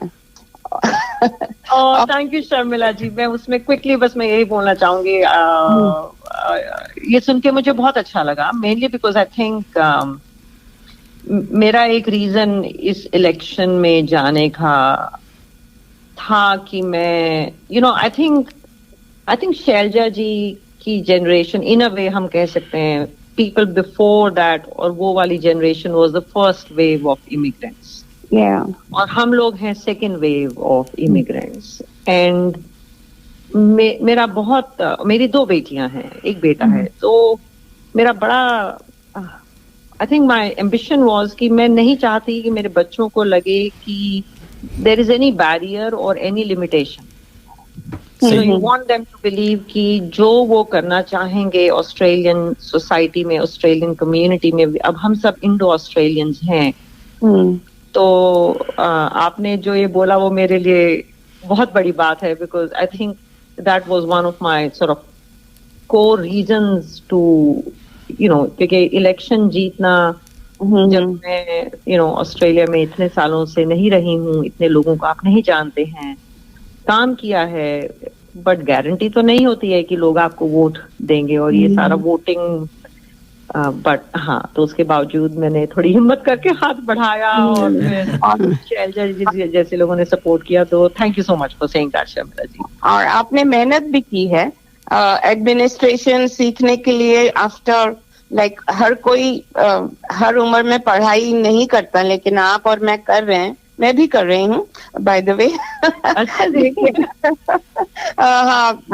लेकिन वो बात फिर कभी। लेकिन आपने एडमिनिस्ट्रेशन भी सीखा, लीडरशिप भी सीखा बकायदा, you qualified in it and then you decided to jump in. That is very very admirable, क्योंकि हम लोग सिर्फ सोचते हैं कि हम ये बन सकते हैं, उसके लिए जो बेस लगता है, फाउंडेशन लगता है, पढ़ना पड़ता है, ये समझ में आ जाता है आपको देखकर, यंगर जनरेशन को ये समझता है। और उसी के साथ मेरा एक सवाल भी है कि changing over from intense clinical to administration कैसा लगता है? तो एक्चुअली मैंने चेंज ओवर नहीं किया है, तो मैं अभी भी क्लिनिकल प्रैक्टिस करती हूँ। फुल टाइम तो मेरा क्लिनिकल प्रैक्टिस है। जो हमारा मॉर्टगेज जो पे होता है वो मेरे क्लिनिकल काम से होता है। वो भी बहुत जरूरी है। वो भी बहुत जरूरी है। और ये जो एडमिनिस्ट्रेशन और जो एक कॉलेज का काम होता है, ये प्रो बोनो काम होता है, तो इसके लिए आपको आप अपनी passion, your passion is your payment for this sort of a thing. तो क्लिनिकल मैं अभी भी कर रही हूँ, एंड बट आई थिंक वो वही हुआ, वो पिछले 4-5 साल में लगा कि इसके आगे अगर मैं थोड़ी मेहनत करूंगी तो थोड़ा मैं कम्युनिटी का फायदा ज्यादा करा सकती हूँ। 1-to-1 क्लिनिकल वर्क में मैं एक इंसान की हेल्प कर सकती हूँ, लेकिन अगर मैं हायर लेवल पे काम करूँ तो ज्यादा हेल्पफुल होगा. बट हाँ, पढ़ाई तो पूरी करनी पड़ती है. एंड मे बी मैं हम अपने बच्चों को यही सिखा रहे हैं कि मेहनत करोगे, स्पेशली ऑस्ट्रेलियन सिस्टम में, तो उसका फल मिलेगा. और यही इसी के साथ में मेरा भी यही एक सपना है आपके साथ. मैं भी गायनेकोलॉजी से जीपी में उतरी हूँ और देख रही हूँ कि मेंटल हेल्थ बहुत इम्पोर्टेंट है और रोज की कहानी है. रोज के patients like at least 10 to 15% or sometimes 20% is mental health. And mental health itself आपको अपनी बाकी बीमारियों से ज्यादा मतलब बीमारियों की तरफ खींचता है, क्योंकि आप उनकी तरफ लापरवाह हो जाते हो मेंटल हेल्थ के प्रॉब्लम्स के साथ. वो लंबा डिस्कशन हम लोग और एक बार आपको बुला के इंटरव्यू करेंगे. लेकिन मेरा एक सपना है कि with you as a president, can we not make a film about these things and in a new perspective, and maybe like it's just an idea. Let's see अगर germinate हो सकती है तो हम हर भाषा में फिल्म बनाएं और लोगों तक पहुंचे. चलिए शैला जी भी कुछ चाहती हैं पूछना? नहीं, छोटा सा हम एक ब्रेक लेते हैं. छोटा सा एक ब्रेक लेते हैं, उसके बाद फिर हम आपसे से प्रश्न करेंगे. हाँ जी. तो चलिए, अभी बहुत सारे लोगों के डिमांड आ रहे हैं गानों के. इन्हें मेरा गाना तो रह ही जाएगा. नहीं, गाना आपका बजेगा. अभी प्रेम अरोड़ा जी लिखते हैं, very lovely song contains very touch poetry, leads me to meditation. If you have a time to play song. ये चाहते हैं जिंदगी का साथ निभाता चला गया. तो लीजिए बस अरोड़ा साहब, मेरा भी गाना ये बहुत फेमस है और मैं आज ये लाया भी हूँ यहाँ पर.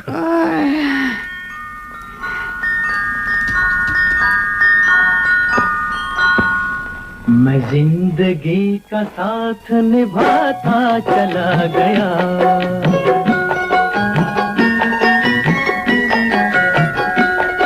हर फिक्र को धुएं में उड़ाता चला गया, हर फिक्र को धुएं में उड़ा.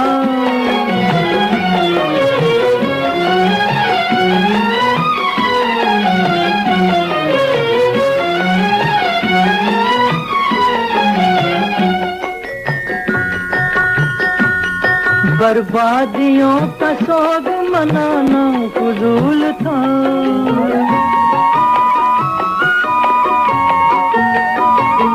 बर्बादियों का सोग मनाना फजूल था, मनाना फजूल था, मनाना फजूल था.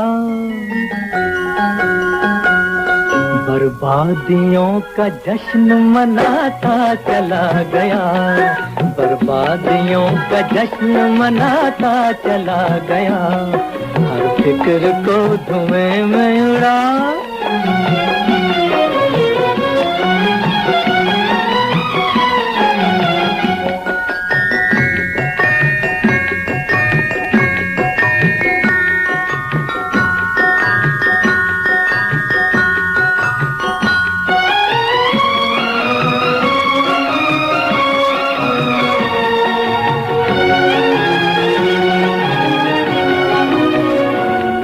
जो मिल गया उसी को मुकद्दर समझ लिया,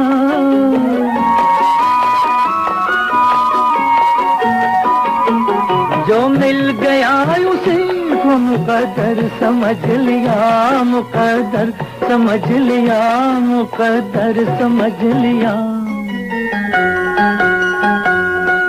जो खो गया मैं उसको भुलाता चला गया, जो खो गया मैं उसको भुलाता चला गया, हर फिक्र को धुएं में उड़ा.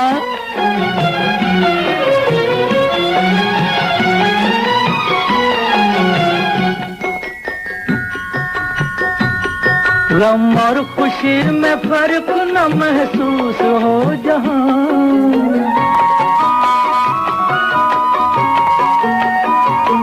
गम और खुशी में फर्क न महसूस हो जहां, न महसूस हो जहां, न महसूस हो जहां.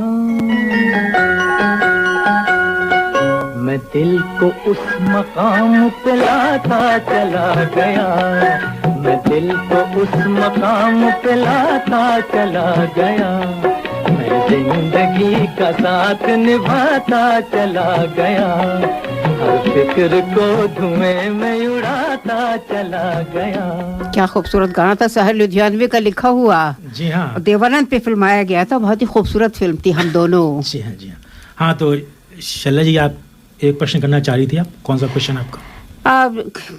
आस्था जी, मैं एक बहुत ही जटिल प्रश्न आपसे पूछना चाहूँगी कि ऑस्ट्रेलिया का मेंटल हेल्थ सिस्टम एक बड़े पैमाने पर भारतीय मानसिक चिकित्सकों पर निर्भर है, जबकि भारत में मानसिक चिकित्सकों की कमी है। तो आप ये सोचती हैं कि कॉलेज ऑफ साइकियाट्रिस्ट इस असंतुलित को संतुलन करने पर विचार कर सकता है कि नहीं, कि कैसे इसको बैलेंस करेगा? तो इसमें तो शैलजा जी मैं आपका पेपर कोट करूंगी। आपने एक पब्लिकेशन सुश्रुता मैगजीन में इंटरनेशनल मेडिकल ग्रेजुएट्स एसेट और लायबिलिटी जी में काफी अच्छे से एक्सप्लेन किया था कि अगर देखा जाए तो इस समय इंडियन साइकाइट्रिस्ट जी इंडिया से ज्यादा इंडिया के बाहर हैं। बिल्कुल है ना, और जरूरत साइकाइट्रिस्ट की आप किसी भी कंट्री में हो शायद इक्वली उतना ही जरूरत है। बिल्कुल।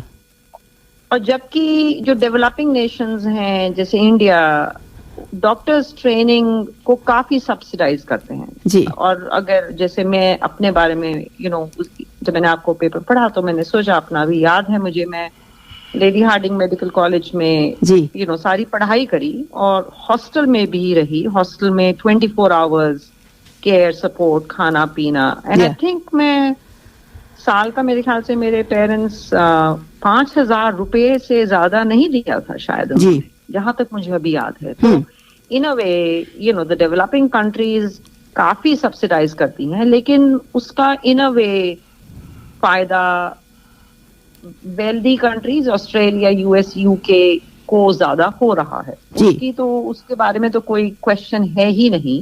एंड आई थिंक मैंने कहीं और एक पेपर पढ़ा था कि शायद इस समय ऑस्ट्रेलिया में इंडियन साइकाइट्रिस्ट शायद यूके और यूएस से भी ज्यादा हैं। तो इन अ वे ऑस्ट्रेलिया की थोड़ी रिस्पॉन्सिबिलिटी थोड़ी सी ज्यादा बनती है इस बात को एक तो रिकॉग्नाइज करना और दूसरा उसके बारे में कुछ करना। एंड आई थिंक ये डिस्कशंस हम डॉक्टर्स को, साइकाइट्रिस्ट को, आई थिंक यहाँ पहले जब हम आते हैं सेटल होने के बाद एक फीलिंग आती है कि हमको we have to give it back to क्योंकि हमने इतना वहां से जो हम आज हैं वो हम अपनी कंट्री, अपनी फैमिलीज के कारण है, अपनी कम्युनिटीज के कारण है। तो एक लेवल पे पहुंच के you want to give it back. तो आई थिंक इंडिविजुअल लेवल पे जो पैशन था वो आई थिंक पॉलिटिकल लेवल पे अब वो डिस्कशंस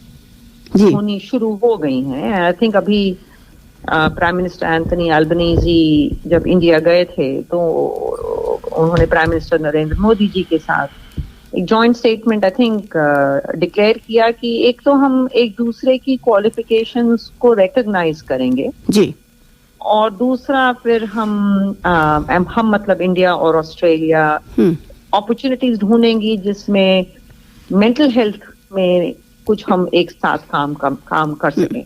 एंड आई थिंक बीच में फिर वो कॉलेज ऑफ साइकाइट्रिस्ट आता है। तो I think college of psychiatrist की भी इक्वली रिस्पॉन्सिबिलिटी बनती है इस बारे में कुछ करने की। बट आई सपोज आपका जो सवाल है वो बिल्कुल सही है कि पिछले कुछ सालों में जो एथिकल डिलेमा उसके अराउंड है उसकी अवेयरनेस ज्यादा है और यस आई थिंक एक हाँ, तो बहुत जरूरी सवाल जो हम सबको इसके बारे में सोचना। बिल्कुल। आस्था जी, आप जैसे लोग जो कि हमारे देश का नाम रोशन करते हैं विदेशों में, उनके लिए तो ठीक है, लेकिन जो हमारे साइकियाट्रिस्ट इंडिया से आते हैं और संघर्ष करते हैं, मुझे उनकी चिंता बहुत रहती है। मैं आपसे दूसरा प्रश्न ये करना चाहूँगी कि ऑस्ट्रेलिया न्यूजीलैंड की पहली अश्वेत महिला अध्यक्ष के रूप में आपकी ख्याति दूर दूर तक फैल गई है। यानी इतने सारे आपके बारे में मुझे पता लग रहा है हर जगह से, दुनिया के हर कोने से। तो मुझे लगता है, मुझे पूरा विश्वास है कि आपकी प्राथमिकता royal Australian New Zealand College of psychiatrist के प्रति स्वाभाविक है। पहला आपका वही कर्तव्य है। लेकिन भारत की मानसिक स्वास्थ्य सेवाओं को विश्व स्तर पर लाने का भी प्रयास आप करें, ये मेरी आपसे अपेक्षा संभव है या उचित है? तो आई थिंक जो आपने ये दूसरा सवाल पूछा वो काफी कुछ पहले सवाल से कनेक्टेड है जी। कि डॉक्टर्स साइकियाट्रिस्ट के साथ आई थिंक पिछले काफी सालों से ट्रेंड है कि migration low middle income country से हाई इनकम कंट्री में जाता है, और उसके कारण आई थिंक जो इनइक्वालिटी है हेल्थ वर्कर्स की डिस्ट्रीब्यूशन में इन अलग अलग कंट्रीज में वो बढ़ती जा रही है। तो आई थिंक मैं कहीं एक डेटा देख रही थी जिसमें उन्होंने कंपेयर किया था नॉर्थ अमेरिका में जो दुनिया का बर्डन ऑफ डिजीज है वो 10% है, लेकिन वर्ल्ड की हेल्थ वर्कफोर्स 42% वहां पे, और अफ्रीका में 25% बर्डन ऑफ डिजीज है, लेकिन only 3% of the world health workforce is in Africa. जी हाँ। एंड आई थिंक जो ग्लोबल जो shortage of health care workers जो आई थिंक हम पिछले कुछ सालों में 1-2 सालों में कोविड के बाद आई थिंक वो कॉन्वर्सेशंस काफी हो रही हैं, बट आई थिंक वो सिर्फ ऑस्ट्रेलिया में नहीं है, वो हर जगह है। और अगर हम अपने देश से कंपेयर करें तो आई थिंक जो हाई इनकम कंट्रीज हैं उनमें हर 100,000 पॉपुलेशन के लिए 10 साइकियाट्रिस्ट होते हैं, जबकि इंडिया में सिर्फ 0.3 है। जी हाँ। और आई थिंक हमने काफी सालों से, आई थिंक जब हम स्कूल में थे तब भी हमने ब्रेन ड्रेन का टर्म तब भी काफी वेल रिकॉग्नाइज्ड होता था, जहाँ पे loss of that expertise to a high income country का रिकॉग्निशन था। लेकिन आई थिंक पिछले कुछ सालों में कुछ नए टर्म्स इंट्रोड्यूस हुए हैं, the brain gain, the brain exchange, brain circulation, जिसका essentially जो प्रोफेशनल्स मूव आउट करते हैं अपनी होम कंट्री से, लेकिन काफी लोग वापस भी जाने की कोशिश करते हैं, जो फिर वो ब्रेन गेन वापस होता है, और काफी लोग मूव अराउंड भी करते हैं, और काफी लोग इस मूव अराउंड करने में ऑर्गेनाइजेशंस, इंटर ऑर्गेनाइजेशन में सपोर्ट करके वो ब्रेन सर्कुलेशन, ब्रेन एक्सचेंज।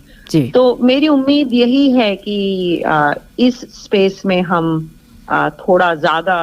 काफी ज्यादा काम कर सकें, स्पेशली बिकॉज आई थिंक पिछले कुछ सालों में इंडिया ऑस्ट्रेलिया की आई थिंक फ्रेंडशिप कोलैबोरेशन काफी सालों से रही है, बट पॉलिटिकल लेवल पे I think it's becoming much stronger. जी हाँ। सो आई सपोज जो अवेयरनेस हमको काफी सालों से रही है, जिसके बारे में हमने काफी सालों से बात करी है, अगर हम वो पॉलिटिकल कमिटमेंट और अपना पैशन को किसी तरीके से कनेक्ट कर सकें, एंड आई थिंक उसमें कॉलेजेस का काफी रोल होता है। बिल्कुल। तो मेरी तो काफी उम्मीद है कि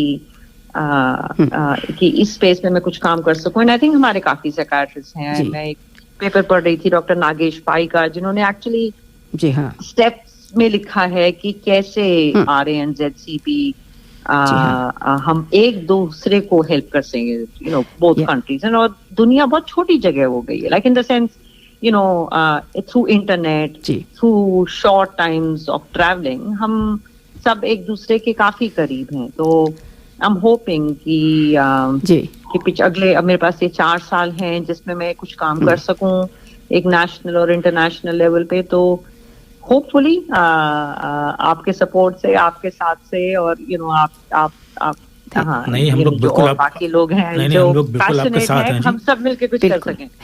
चलिए, आपने आस्था जी एक गाना सुनवाते हैं आपको, उसके बाद आपसे फिर विदा लेंगे। शर्मिला जी शायद आपसे कुछ पूछना चाहेंगी इस गीत के बाद में। शर्मिला जी आप सुन रही हूँ मैं सुनते हुए मेरे भी मन में यही विचार आया कि मैं MGIMS से हूँ, सेवाग्राम, और हम लोग यही करते हैं कि एक दूसरे को बुलाते हैं हम और गेस्ट लेक्चर्स देने के लिए। जब भी कोई कॉन्फ्रेंस होती है तो we call each other in different countries. At least we can start like that. चलो ठीक है, चलिए एक गाना लगाते हैं, एक गीत लगाते हैं आपके लिए। Life is so busy. Where is the time to cook? With Curry Master's complete curry mix, it's ready to cook with 3 simple steps and the curry is ready. It's so easy. They have huge variety to choose from. Their vegan butter chicken and Thai tofu curry is a big hit. Available at all Indian grocery stores. Thank God it's available at all Indian grocery stores. ये था हमारे sponsor करी master का संदेश। और जी दोस्तों, आज तो गाने की बहुत फरमाइश आई हुई है। रीता पी जी लिखती हैं, शैला जी कैन यू प्लीज प्ले कोई मेरे पैरों में घुंघरू पहना दे बाय रिक्वेस्ट के बाय दिलीप कुमार। तो लीजिए गाना मैं लाया हूँ, गाना लगा देता हूँ।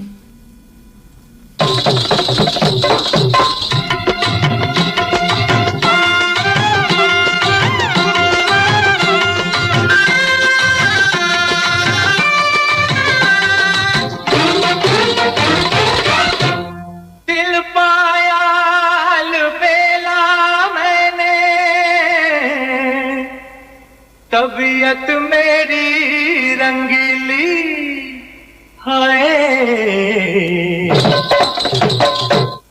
आज खुशी में मैंने भैया थोड़ी सी भंग पी ली।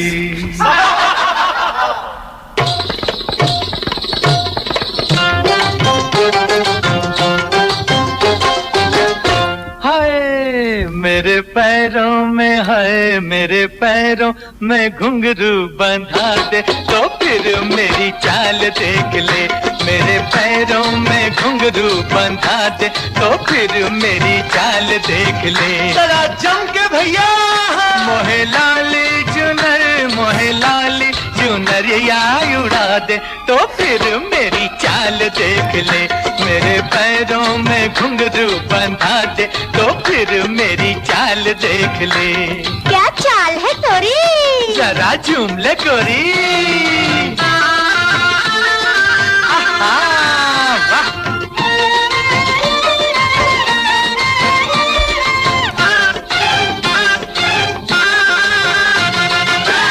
आले डोले किसी की नथनी, झूमे किसी का झुमका। हर क्वारी दिल थाम ले अपना, ऐसा लगाऊं ठुमका।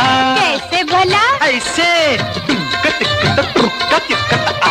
जब हो किसी की ब्याह सगाई, मेरी जवानी ले अंगड़ाई, मेरी जवानी ले अंगड़ाई। कोई मेरी हाय हाय, कोई मेरी भी शादी करा दे तो फिर मेरी चाल देख ले।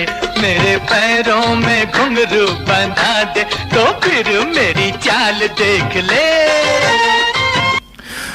और जी दोस्तों, आशा है कि आपको ये गाना सबको पसंद आएगा, पसंद आया होगा। तो शैला जी, और आपने इतना टाइम दिया इसके लिए आपको बहुत बहुत धन्यवाद। और इसी तरह आप टाइम दे रही है हम लोगों को। आस्था जी, मैं आपसे एक प्रश्न पूछना चाहती थी, लेकिन आज हमारा समय समाप्त होने वाला है। वो प्रश्न था कि आपकी विविधता का एक रंग, पत्नी, माँ, साइकियाट्रिस्ट और अब इस विशाल संगठन की अध्यक्षता, इन सब का सफल संतुलन का राज आप हमारी महिला श्रोताओं से साझा कीजिए। तो आप ऐसा कीजिएगा कि आप मुझको ये लिख के बताइएगा, जिससे कि हम अपने व्हाट्सएप ग्रुप में सारी महिलाओं के लाभ के लिए प्रकाशित कर सकें। और आस्था जी, आपका सहृदय साधुवाद है कि आपने अपनी विलक्षण प्रतिभा से भारतीय समुदाय को सम्मानित किया है। हम बहुत ही गर्व करते हैं आपके ऊपर। आपके समय के लिए हार्दिक धन्यवाद है। आपको बहुत बहुत शुभकामनाएं हैं, आपको बधाई है इस चुनौतीपूर्ण कार्यभार के लिए। दर्पण रेडियो की ओर से आपको अनेकों अनेकों शुभकामनाएं, और मुझे आपके उत्तर का इंतज़ार रहेगा, जो कि मैं अपनी सारी महिला श्रोताओं को बता सकूं कि आप कैसे इस सीढ़ी पर की ऊंचाई तक पहुंच गई हैं। बहुत बहुत धन्यवाद आपका। नहीं, आपने इतना समय निकाला आपने, और आशा करते हैं आप ऐसे समय निकालतेंगी। धन्यवाद आपको। नमस्कार। नमस्कार। धन्यवाद शर्मिला जी, राजेश जी, शैलजा जी, धन्यवाद। तो जी हाँ दोस्तों, अभी व्हाट्सएप पे मैसेज ऋचा जी का एक और आया हुआ है, तो जाते जाते और गाना लगा देते हैं। ये लो आ गई उनकी याद, और ये प्रदीप जी लिखते हैं, इनका भी फेवरेट सॉन्ग है। तो लीजिए प्रदीप जी और ऋचा जी, आशा आप गाने को एंजॉय करेंगे।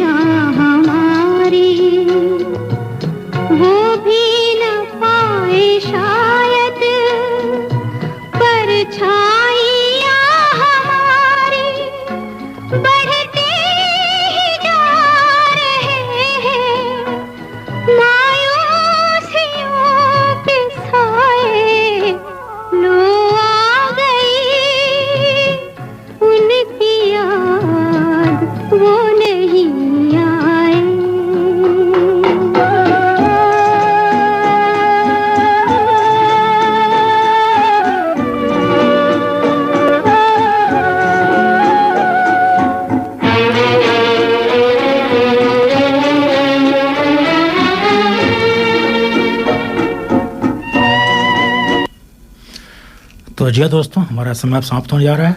आपने हमारा साथ दिया, इस क्लब को बहुत बहुत धन्यवाद, और आशा करते हैं आपका दिन शुभ हो। अब आप चलते चलते मेरे महबूब लगा दीजिए। बिल्कुल लगाने की कोशिश करते हैं।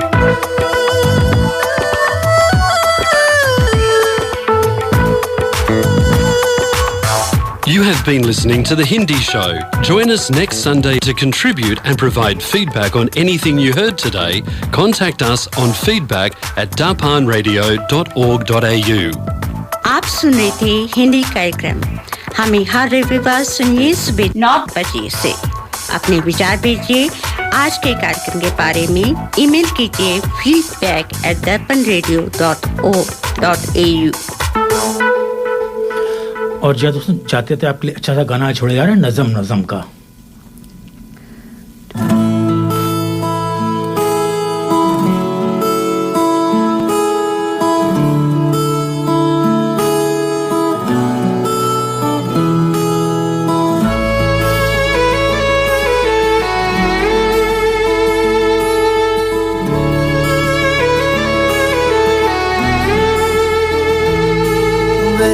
के लिफाफे में तेरा खत है जानिया, वो तेरा खत है जानिया।